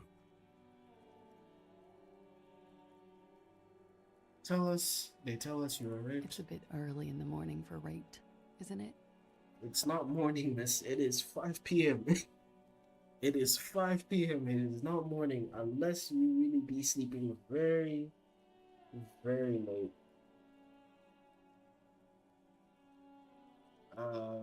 Actually, it's already afternoon. Is it? Yeah. Squinting, she takes a lot around. The spring sun is high in the sky. People pass below. It is afternoon. Time flies, man. So where? Yeah. I'm gonna go with not raped. I don't want to say that shit about him. So they lied? By him, she must mean the victim. Tell them it's not my style. They'll have to, you know, if they want to jazz up the charges, they'll have to get someone more, rapeable. I don't think I understand what you're implying here. By they, she means the Hardy Boys. Are you saying that you were asked to tell us you were assaulted? Not explicitly, but I understood what they meant. It wouldn't hurt to spice things up a bit. Some assault and battery. Sexual assault, maybe. It was clear the latter would be spicier. So, they just toying with us? First it was Kuno. Now it's the Hardy Boys. Who else is gonna be wasting our damn time? Titus asked you to spice things up for us? Pretty much. She cradles a coffee cup in both hands. Warming them. I mean, asking, are you sure you weren't raped? Or maybe she's in denial. Let's just ask. I'm 89% sure. Does that mean you're 11% not sure? You know how it is. I don't know how it is. Oh, I hate people who are like this. Just give me an answer. Do you? Actually, I don't. Maybe you don't. There are numerous cigarette burns on those silvery scales. Easy to see now that you're closer. In conclusion, officer, I'm gonna go with a mild to medium not raped here. No one deserves to be sexual assault is a serious matter. I need a serious statement from you. It sounds like something happened and you don't want to acknowledge it. Lieutenant, I don't know what to say about this. I'm sorry, miss, but we need a definite statement. Let me make this 100% clear then, officers. I was not sexually assaulted. Would I be this flippant if I had been? Well, at least give us a straight answer. Why are you gonna tiptoe around the subject? Just give me an answer. What can you tell me about him? Name, age, eyes? I'm sorry, I can't do it. Not right now. Later, maybe. I keep seeing him. Like he is now. I can't talk about his, I don't know, hair. Maybe... Okay, maybe she bonded with him in some way since they're from the same place. Maybe they sort of connected and now the Hardy Boys maybe built a narrative about... Oh, this is a mess. I know it's difficult, miss. We can return to it later. What did they hang him for, if not rape? He had something to do with the strike. One has been roiling since I got here. Rotten timing. But you probably know all about it. And his role in this strike was what? I think he was in a security detail. He was ex-military, worked for Wild Pines, and against the Union. We didn't discuss work much, if you know what I mean. But I understood it was dangerous. Okay, so y'all bonded for real, for real. And they lynched him for it? She nods. So, okay. What happened between you and the victim? I think they fucked. We partied. Yeah, that's another point. We don't have to get too into it. Like, what kind of partying put to your blooded face? The kind that I do? Yeah, let's do this. With all due respect, sir, I think we partied a little harder than that. What? Harder than this? Keep pointing to your face. I didn't know it was physically possible. Oh, it is. You're still alive. What did you do when you partied? We drank, sir. A lot. For weeks, basically. We had that effect on each other. We made each other drink harder. That's why I liked him. What else? Stimulants. Speed also has that effect, making you drink harder. And then drinking harder makes you do more speed. It's quite the combination. We also had sex. Yeah, yeah, understood. Mm-hmm. Yeah, we don't need, I don't know how YouTube's gonna be like with the whole, yeah, but, yeah, just keep it at that. Y'all smashed, it's okay. It must have been hard for you, putting to the yard, seeing him there. Oh, yes. I've had a great view. From the roof, out of the bathroom window, in my dreams. Sorry about that. A bitter cringe. It hurts. You look to the lieutenant. He takes a small step closer. You called us, the RCM. Yes. Jackpot. Oh, she's the one who made the call. Let's say nothing. I made it. And I would appreciate it if you didn't tell everyone. In Martinez, they call it snitching. Oh no, you good. You good. Reporting crimes is confidential in Ravachol, miss. Yeah, it's confidential. You good. Before you go on, if it's snitching, then why do it? Because I couldn't handle it anymore. None of these people called. He just kept hanging there. Then they started stripping him. Damn. The colorless voice was disguised. I didn't exactly disguise it. I just muffled the mic and nicked the landline a little. Nicked it? Oh. With nail clippers. And I diverted some radio fuzz into it. Into the cold wire. So, she's God's mystery foam cutter. And in the process, you broke the landline downstairs. Did I? Fuck. I didn't mean to. I had no idea what I was doing. Jigsaw falling into place. This is satisfying. Yeah. Good catch. I appreciate the symmetry. Yeah, me too. Still, that's pretty clever tampering. Simple and clever. Crossing the lines like that. Seems like you had some idea. That was nifty. Thanks. She looks a bit like a little girl who's just been complimented on her bike repair skills. Why go through all the trouble? I don't know, sir. It was stupid. I was drunk, too. I was probably afraid the union was listening in. Locals say they have ears in the wires. Thank you for making the call, miss. It was the right thing to do. Yeah. I didn't want to, sir. But if I hadn't, he'd still be hanging there. And you would have been sleeping. Yeah, so how did the Hardy Boys know you? They're frequent guests. Downstairs, they have a booth for union members. They're probably down there now. And how did you meet? Over drinks. It's been a long, boring winter. Did you part? Come on, Harry. No, let's ask. A little, yeah. Oh, okay. Like you partied with the deceased? No, Kim. No, not as hard. It was only him. It was only the victim. Nobody else partied as hard as the victim. I'm sorry to have to ask this, but have you had a physical relationship with any of the Hardy Boys? Okay. I have. Which one? Which ones, sir? I don't remember precisely. Titus, obviously.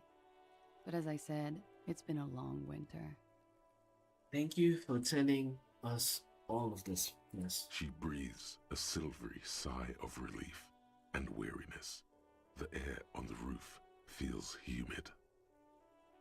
Should we head by downstairs, officer? We may have things to discuss there. Let's go. Hold on. Let's check what this is.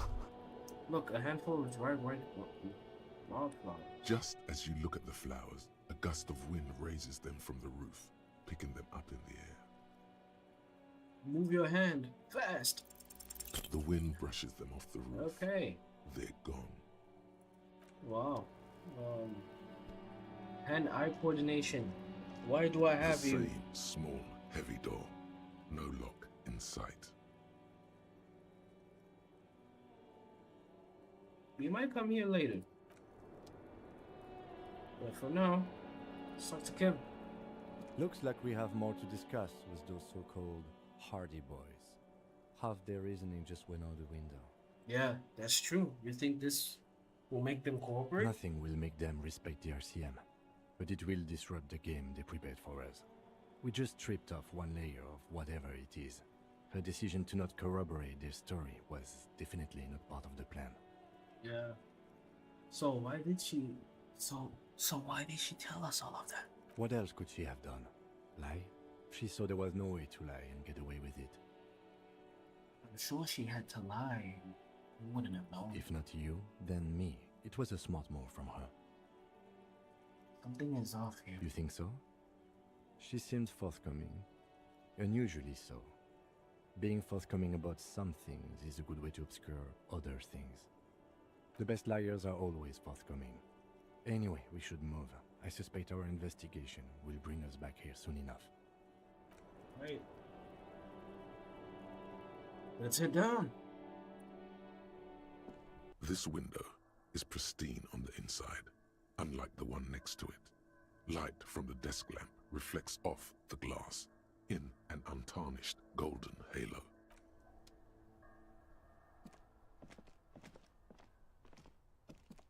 Right. Let's head out. And let's talk to our beloved and famous, notorious, the one and only Party Boys, who are soon to be dead because they don't care.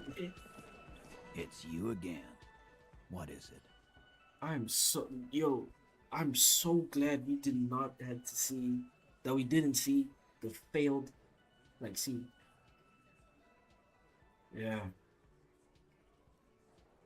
So she says she wasn't raped. Fuck. I knew that fucking whore couldn't be trusted. Oh, interesting how you call her that. For the record, Titus Hardy did not explicitly specify the victim as a whore, nor did he say anything about trusting her. Well, you don't speak on his behalf. He is his own person, and even so, he's so prideful that he wouldn't even let you speak. So, you can stay in your corner and stand there and mind your business. Oh, shut up and stay out of this, Liz. I told you! He raped her. He was out of his fucking mind. You have no idea. She's just in denial, asshole. You don't understand the traumatic experience. She's shutting down, and she doesn't fucking trust you. Yeah, she's crazy, you know. A crazy bitch. You know the type. She's fucked up. I don't know the type, bro. Shanky, stop being a dick rider. Like, come on. This is a diversion. Stay on track. I did think that, yes. That she's a little crazy. Cut the bullshit. She told me the truth. Lawman, I'm at the end of my goddamn rope with you. I fucking told you not to push her. I didn't. And you went and pushed her. I am gonna fucking... Hit What? you. Duck. Titus Hardy. Elizabeth, I don't think he's gonna listen to you. Everett personally sent me to take care of this. If this goes south, we'll all be in the shit. But you, Titus Hardy, are going to be buried. Am I understood? Ooh, okay. When she's angry, she emphasizes the S. It gives her voice a strangely hypnotic quality. Her lips... Look, Copper. Oh, damn it. We know that that fuck was a rapist and a killer. We got him confessing to it on tape. Show it to him, T. What's the harm, right? Here, jerkwad. Listen to this shit. And then come back and tell me the soldier of the apocalypse was an innocent man. This is their last play, this tape.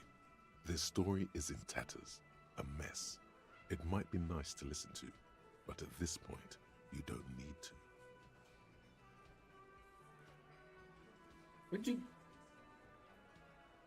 Where can I listen I'm to sure this? we can find a tape player. Where can I listen to this?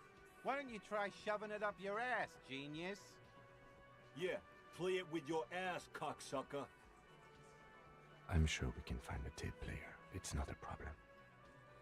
Your room had one. Or maybe it's too broken. Where'd you get this You tape? think we go into this shit deaf and dumb? You RCM aren't the only ones who know how to bug people. There's no university degree for that. So you bugged them. How? We have machines. We're in logistics. How do you think a harbor works? It's advanced stuff. Understood? You've listened in on their communications. How long? Since way before their chief started taking swing lessons. Things got nice and quiet after that. Which one of you is doing the advanced radio work then? It's not advanced. You just hold up in a coop all day, writing down what they say. It gets hot as hell in there. Yo, Angus, go outside. Breathe. Don't put yourself down, Angus. It's important work. So he's the one. Yeah, man. You're like a radio genius or something. Those notes are some in-depth stuff. Indexes and shit. That's enough for now. I'll get back to the investigation. Even so, why should I care about the tape? You lied to me. You don't care about evidence. The fuck are you a cop for, then? Pigs, T. They don't care about getting the truth. They care about getting convictions. They are fucking keeping a score on their bulletin boards. If you lied to me, how can I trust you? It's like saying, "Oh man, can I borrow a buck?"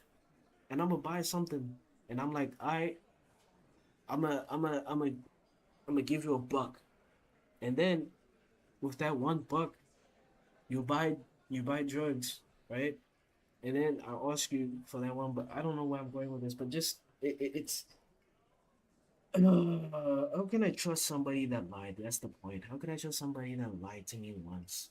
He can lie to me again. That's who he is. That's who they are. I won't be on your bulletin board. If you don't listen to the tape, we got nothing to talk about.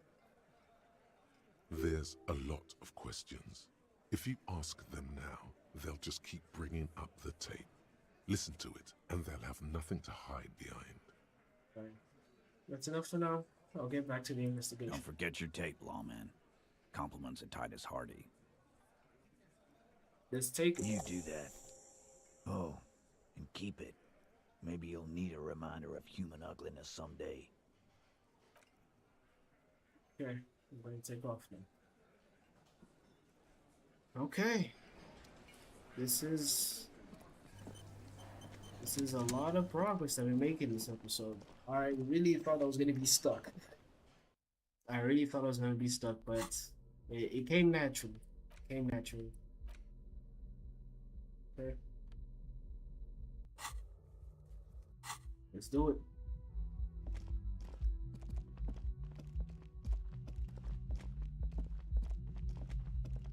Kim, I am so sorry for what you're about to see. Kim also tries not to look at the pile of taped viscera on the carpet, or the weird suitcase on the hat rack, or the potted plant dying in the corner. But it's all just too morbid to ignore. I know, Kim, just... The man is finding it hard not to trip on the tape, and not to send any of the bottles rolling across the floor, where unidentifiable sludge makes it hard for him to breathe. Smells of vomit in here.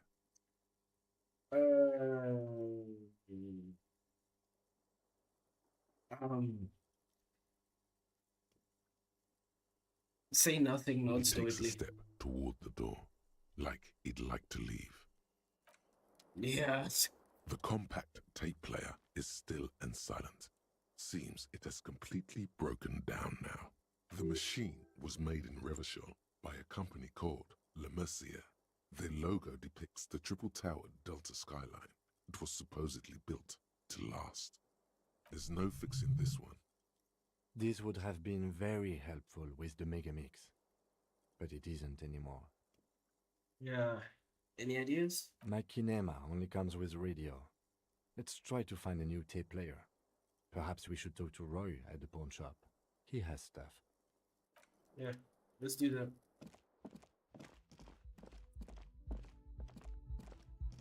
Well, I just had to get drunk. Oh. So Elizabeth is there to keep Titus in check. Cause guess it makes sense. Right? Guess it makes sense. Because Titus doesn't look like he can keep his shit together. So, whew, man, what a town. I mean, even a supposed victim is not. Hello, hello. Let me know if I can help you with anything. Could share your. How can I? Oh, this is the drug, no? I'm looking for something that plays a tape for police business. A tape? We have boom boxes for sale that will play it. Check the shelves. How much is the boom box? Where is it?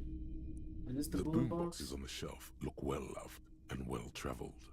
Chipped, dented, they stare at you with the unblinking eyes of their tape reels.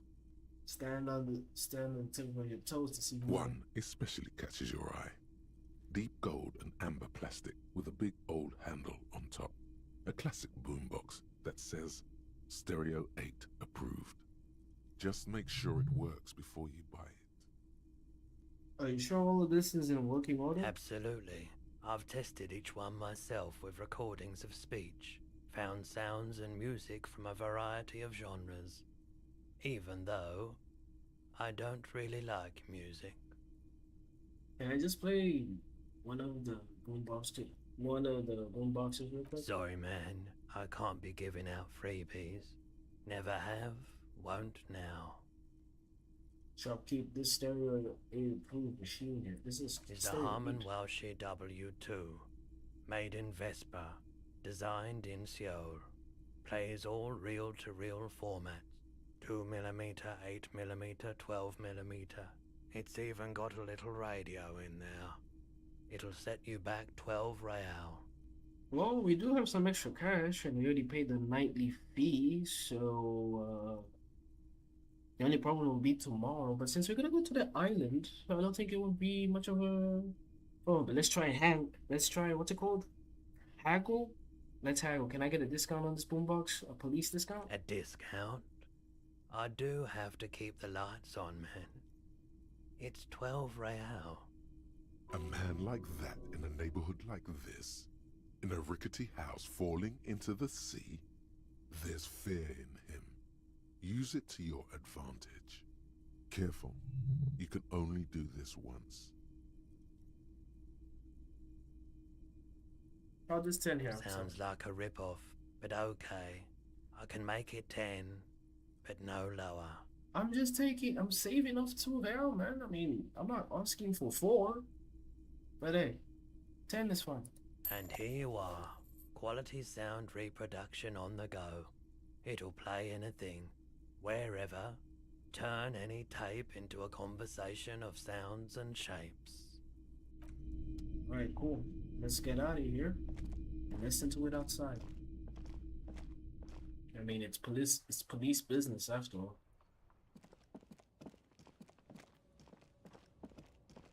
Alright.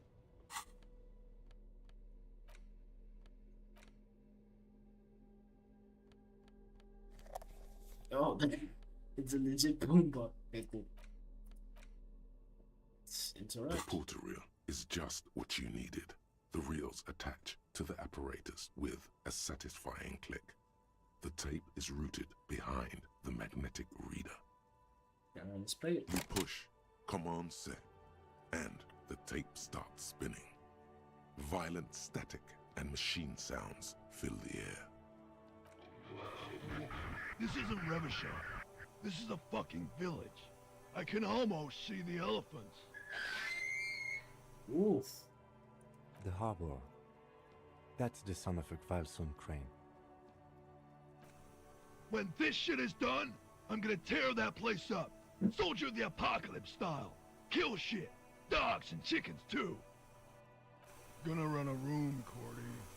A real nice room. I don't give a shit. I'm fucking done. I'm done mentally. I'll fucking do them all in. Rape that disco cunt on the counter.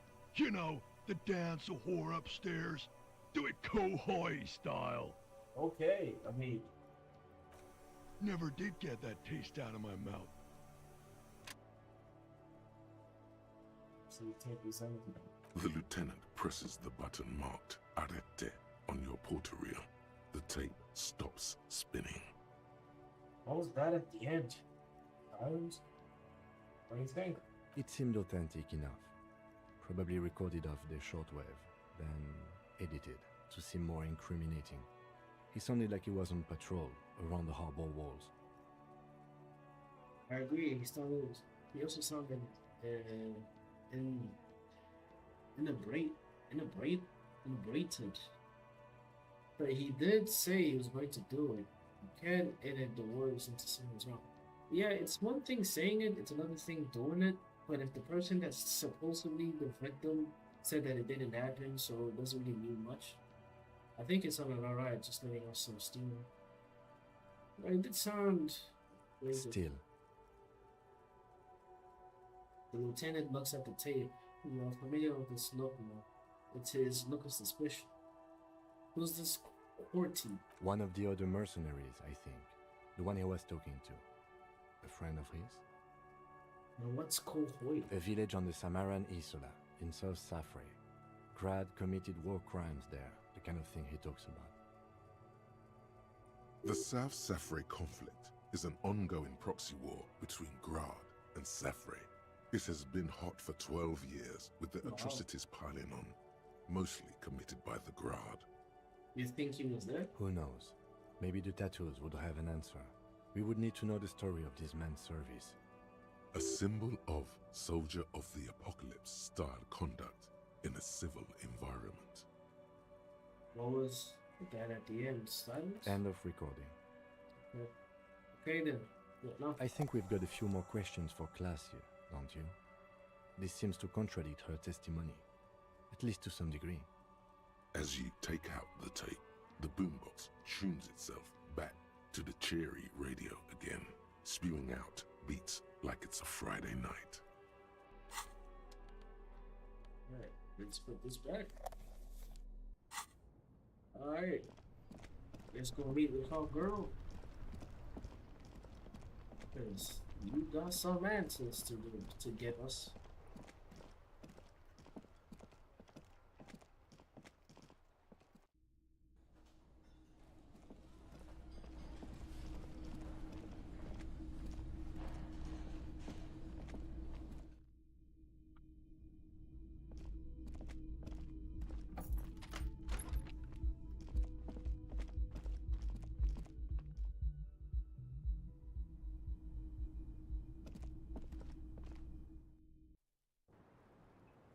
Yo. Officer, it's a fine day for questions. Titus already gave us a recording where the deceased states the intention to commit rape. She puts her coffee cup down with a soft ring as the porcelain meets the metal table. Did he? I never said he was a good man, or Well, that me too. he had good intentions. Only that he was never bad to me. You don't need to say that he was a good man. She doesn't care.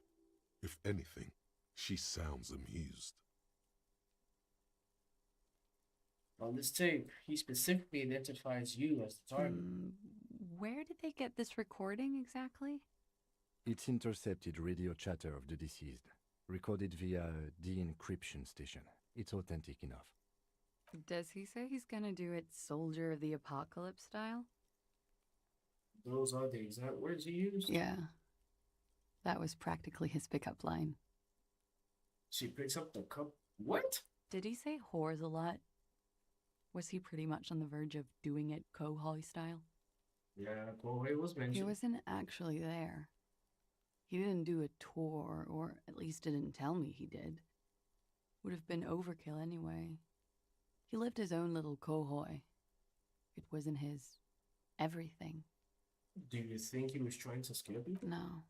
I'm pretty sure he did all those things, and then had to internalize them to keep on living, until they just sort of turn into his, what's the word I'm looking for?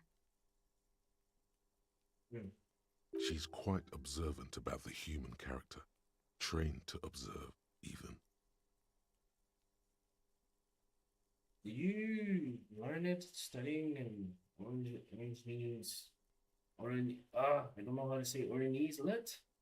Sounds psychological. People who go to university know how to use words like internalize and integrate, officer. Now, what was that expression? There's more to this. She has an index in her head of pathologies and how to exploit them. I can almost see her turn the pages. Shauna? Running joke. I was gonna say running joke. And it sounds like you didn't even get the good bits. Lely's punchlines got way, way funkier than that. Okay. He was like the Seminoles conflict, the Kohoi massacre, and the 36 famine in Yezut all rolled into one person, then cast in Orani ceramic armor, which he wore in bed and in the shower. Oh. You like that kind of stuff? We're all scraping up any happiness we can find, officer. Going around with our little scouring sticks. You, your first love, Mr. Kohoi here. Did he tell you he had actually done any of those things? He and Martinez, I mean? No. We were too busy laying waste to our own nervous systems to direct any of the fury outward. He seemed happy, I guess. At ease. As much as a man like him could be. So he really, as much as Joyce described him as unstable, he was just trying to find a place where someone who would just accept him for who he was. But also that including all of that, history that he has. Interesting. What kind of man was he? Before you go, ask for details. She seems okay to talk about it. Yeah, we removed the body, so it should be. Thank you for clearing that up, miss. Whenever you're ready. I'm interested to hear what Titus Hardy has to say now. Me too. She takes a very small sip of her coffee and smiles. Now that you had some time, can you tell us more about the victim? Like, for example, his name? Actually, officer, I didn't know his name. I just called him Lely. A nickname? I guess. He came from Lelystad. It's short for that. And it was his army name, apparently. He said his real name wasn't his. I tried to pry it out of him, but it was no use. Okay. Lelystad. That's a good start. We have a few questions you can help us with. A few things a field autopsy alone can't answer. The young woman cranes her neck, trying to catch a glimpse of the page the lieutenant passed to you. On it is a list of autopsy observations recorded neatly in blue ink. Everything left to be clarified is in the column on the left. Okay. Where is Leystan, the place I mean? In Oranje, officer. It's, I think municipality is the term. A nowhere town there. Yeah? The Lelystad municipality has few boroughs and even fewer cities. It's made of agricultural plots near the border of Gottwald. Executive summary: cows, silos, and wheat. Oranje? Oranje's map of waterways? This fits with his tattoo. You were almost right, officer. That means his race was occidental, not mondial. I'll update the form.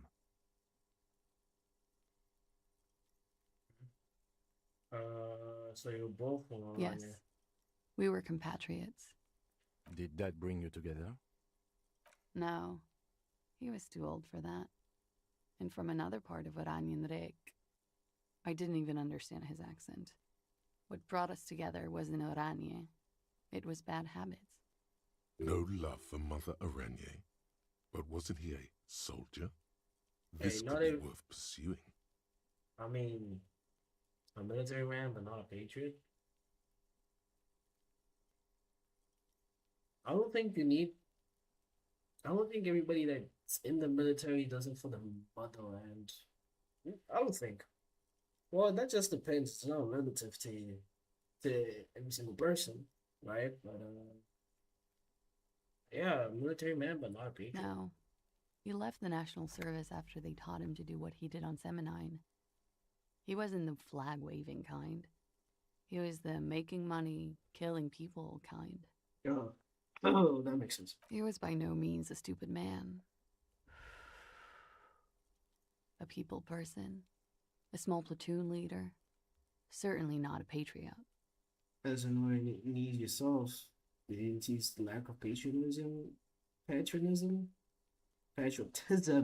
No, you're sorry. My English. No, there's nothing on Moindi.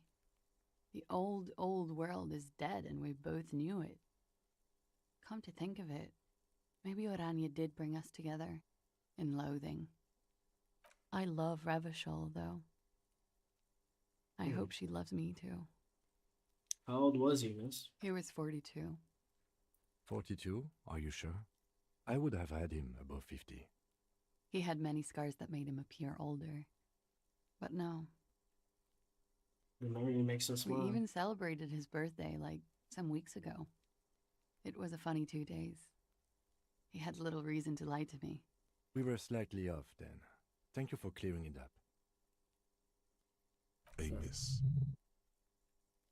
Zyko? Blue. Light blue. They were like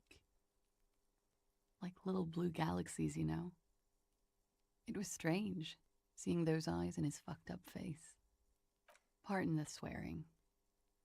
I do him an injustice. He wasn't ugly. And he had a beautiful, soft voice. Very surprising, what with all the scarring. It was quite something, watching him speak. He had a combat wound on his chin and mouth? Yes. Severe. It made him look like half his face was cracking away in some strange smile. That and those eyes. Ah, yes. His hair, if you can remember? It was light brown, almost blonde. He darkened it with brilliantine, made it oily. Not nice to stroke. I couldn't convince him to leave it alone. He had a tattoo. What did it mean? Oh, that. What did it represent? Do you know? It was a map of his life and the places he visited as a soldier. It was mostly for showing off to chicks, though. For showing off to chicks? How so?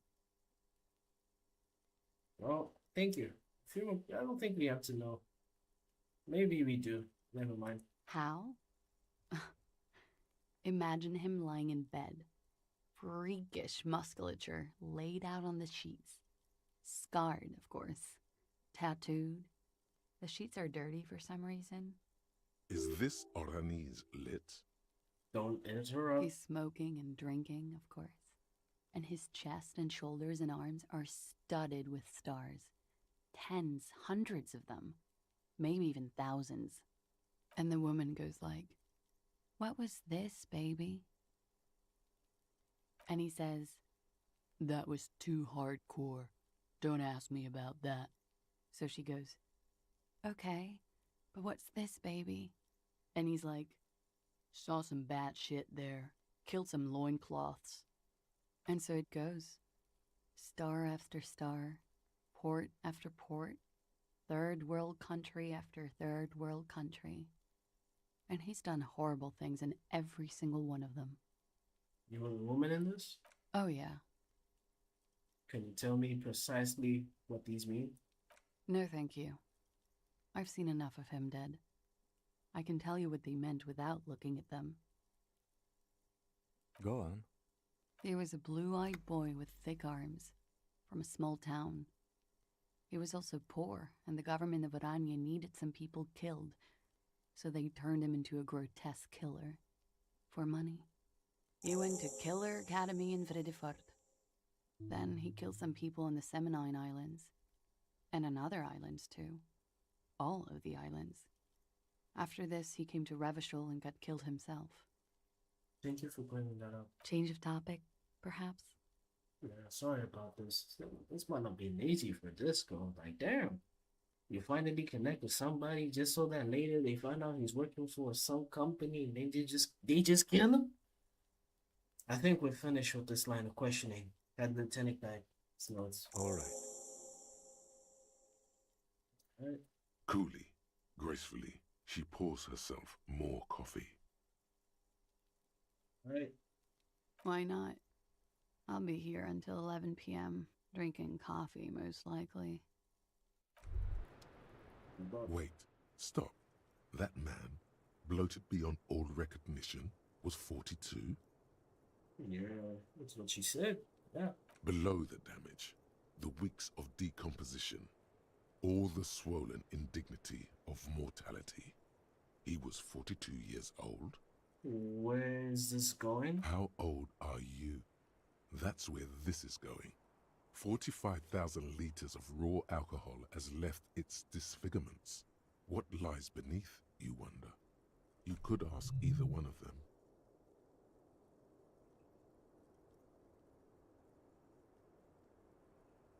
Kim, how old do you think I am? How old do I look? How old? 58. Oh my god, that's really old. You asked. You're probably right. That's about what Actually, I look. make that 54. Alcoholism has severely impacted your appearance. Thank you, I Kim. was wrong about the age of the deceased. Wait. This requires scientific measurements. Then bring it on. I'm not afraid of the truth. To the laboratorium. Yeah. Alright. So we are which one are we going to remove? The volumetric shift compressor, the jamrock shuffle. Let's remove. We can remove it, right? I don't think we can remove it.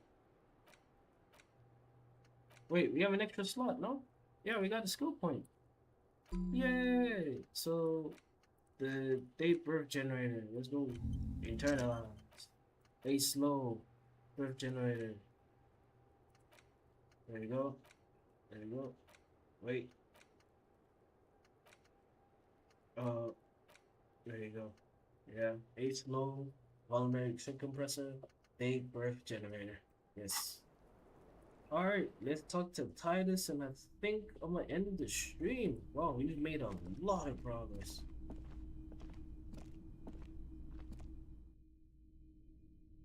I can remove thoughts? You just push forget on the right? Yeah. Wait, you forget use a skill point? Whoa, you lost forever. Maybe...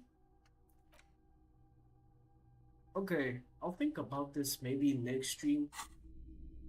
About what thoughts that need to be removed. But for now,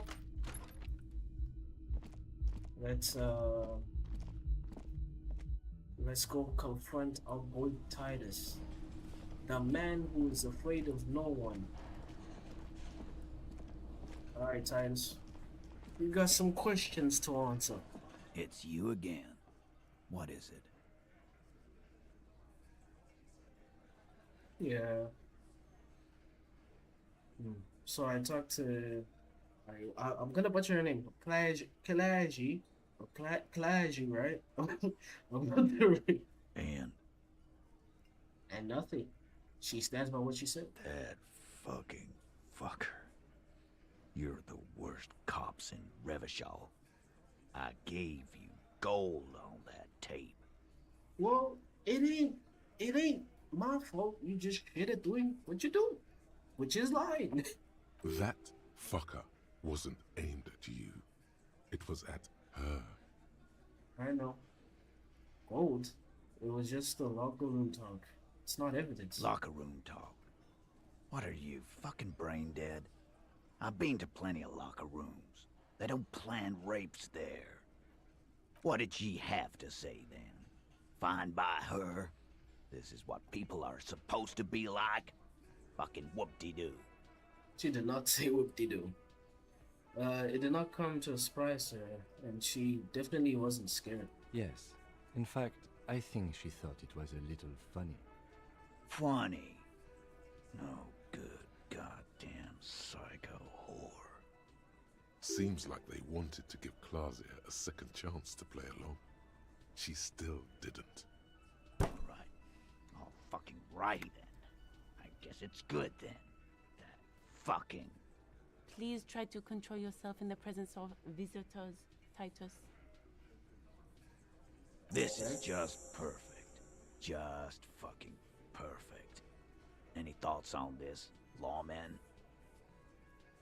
Titus rubs his chin with his palm as if trying to write it slowly. You don't have to say everything out loud. Just mix and match. Maybe she isn't just... Yeah, maybe she isn't who you thought she was. Nah. I know her. She's just a girl. In over her head. I'm just a girl. Huh. She's a hardcore party girl for bigger death wish than mine. She's not some helpless girl. She handled the mercenary well enough. Handled him? She got into some stupid shit with that guy. Shit we had to take care of. Keep telling yourself that, Titus, because she and him were kind of cool with each other, so I don't know what type of white, what knight of white shining armor that you're trying to represent, but it clearly won't work. Yes, we heard all about it, and the fact still stands. You were more disturbed by the tape than her. Yeah, you were like, what? Are you scared that you could have been raped? Like, come on, dude. What type of scheme are you trying to pull that is just falling apart as you try to build it? Like, come on. Maybe she's still in denial. You know, like a defense mechanism. Be straight with me, Ty. Let's wrap this up. Let's end this so that we can end the stream nice. Be straight with me, Titus. What really happened? I already told you. We fucking hanged him. The man is slowing down. Looks like a bad blood sugar crash. He can't keep track of all the variables anymore. Good. You're gonna keep pushing him. Who could? It's getting harder and harder to perform one's part in this sordid play. When you all stop it takes putting... is a nudge. Yeah, when you start putting lies above lies, you find out the truth, everything comes down. Come on, Titus. The stakes are too high here. There will be blood on the streets. The tribunal, remember. I know you're tired. Why don't you just... You know what? I am tired. I'm tired of you, them, and the whore upstairs. Come on, Titus. Let go of that pride. Too many people die for it. Because of it, I mean. Too many people die because of it. Let it go. Next time you see her, tell her Titus said, "Fuck off!" He throws his beer can down. This is the petulant rage of someone who's at the end of their wits. That lying, scamming. We're done. This is over. You understand? Your little investigation is over. Man, you played yourself. You played yourself. Don't be mad at me that you couldn't come up with a better storytelling lie that you just came up with. You're just bad. Yeah. There's a silence in the room. Elaine starts saying something, then thinks best not to. On the floor, beer drips out of the can into a small puddle. No one does anything about it. What is this quiet funeral shit? What we need is some beers in us. Bartender, 20 beers for the Dock Workers Union. Why do we make it 40, huh? Why do we make it 100 beers? You're not loud enough. 100 beers? Now we're talking. Hoppity hop over here, cafeteria manager. Convinced Titus is being manipulated. Everett asked to cooperate. Angus can't take pressure. Warned about the tribunal. Discussed authority. Confronted about the drug trade. It's high, but there's still a chance of failing. Convince Titus he's being manipulated. You should know by now. Titus Hardy will never falter. But you know someone who might.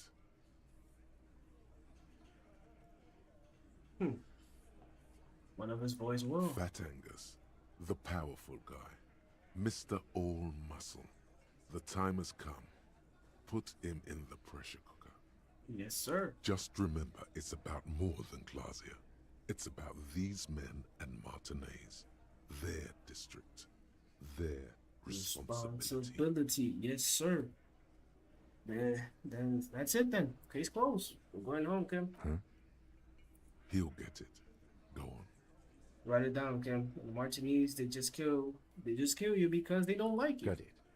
Kill you because they don't like you. All because you work for the wrong people. Goddamn right. This is Union Town. You work for the company, we will kill you. Fuck, Dennis. We don't kill you if you work for the company. Half the harbor works for the company. Work for the wrong company, and they execute you. Yeah, they just hung you. They just hang you, like in the Dark Ages, to make a display of your corpse. It wasn't that. It wasn't. We just couldn't get him down, okay? That's it. That's the weak one. There we go. You flushed him out. Now go in for the... Officer, you will be next if you don't shut up. He reaches for his belt, but his voice is strangely calm. Firearm. A Glass 08 or a 38 caliber pistol. Either is small enough for you to have missed. He's onto you. He knows what you're trying to do. What happens if I keep talking? You gonna kill me too? In this bar? For nothing? No, I'm not gonna do it. I'm too old for a shot like that now. Do you hear that, Angus? They're gonna kill me too. Suddenly, there's an awful ringing in your ears. Oh shit. Your body temperature spikes. You're burning all over with fear. Oh shit. Did they actually shoot me? Holy shit. The most terrible fear. Did they actually shoot me? Any before. Ain't no way. To your right, you sense the air move. The lieutenant draws his firearm. Oh shit. Oh shit. You only manage to perform one more movement. An instinctive jerk to your left. Then, no sound. No one screams. It's impossible to say where it Ain't no comes way from. I died. Have you died this game? More dead cops from the district of Martinez as the bodies of 2 police officers are found floating in the canal. What? It is believed the officers were pursuing a murder investigation, but got caught in the dock workers' strike and were gunned down under unclear circumstances. Such needless loss of life is truly tragic, a local union leader, Everett Clare, commented, and added that although the event is truly horrid, we can expect similar incidents to follow if right-wing vigilantes are allowed to run around uncontrolled and try to wriggle their way into well-organized neighborhoods. What? Yo! That is insane! Yo!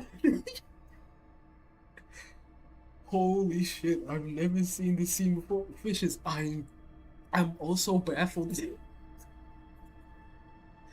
Yo, I thought they weren't gonna do it. I thought we'd have gotten information. Oh my god. Yo. Yo. Ain't no way. And oh my gosh, and the game ends like Wait.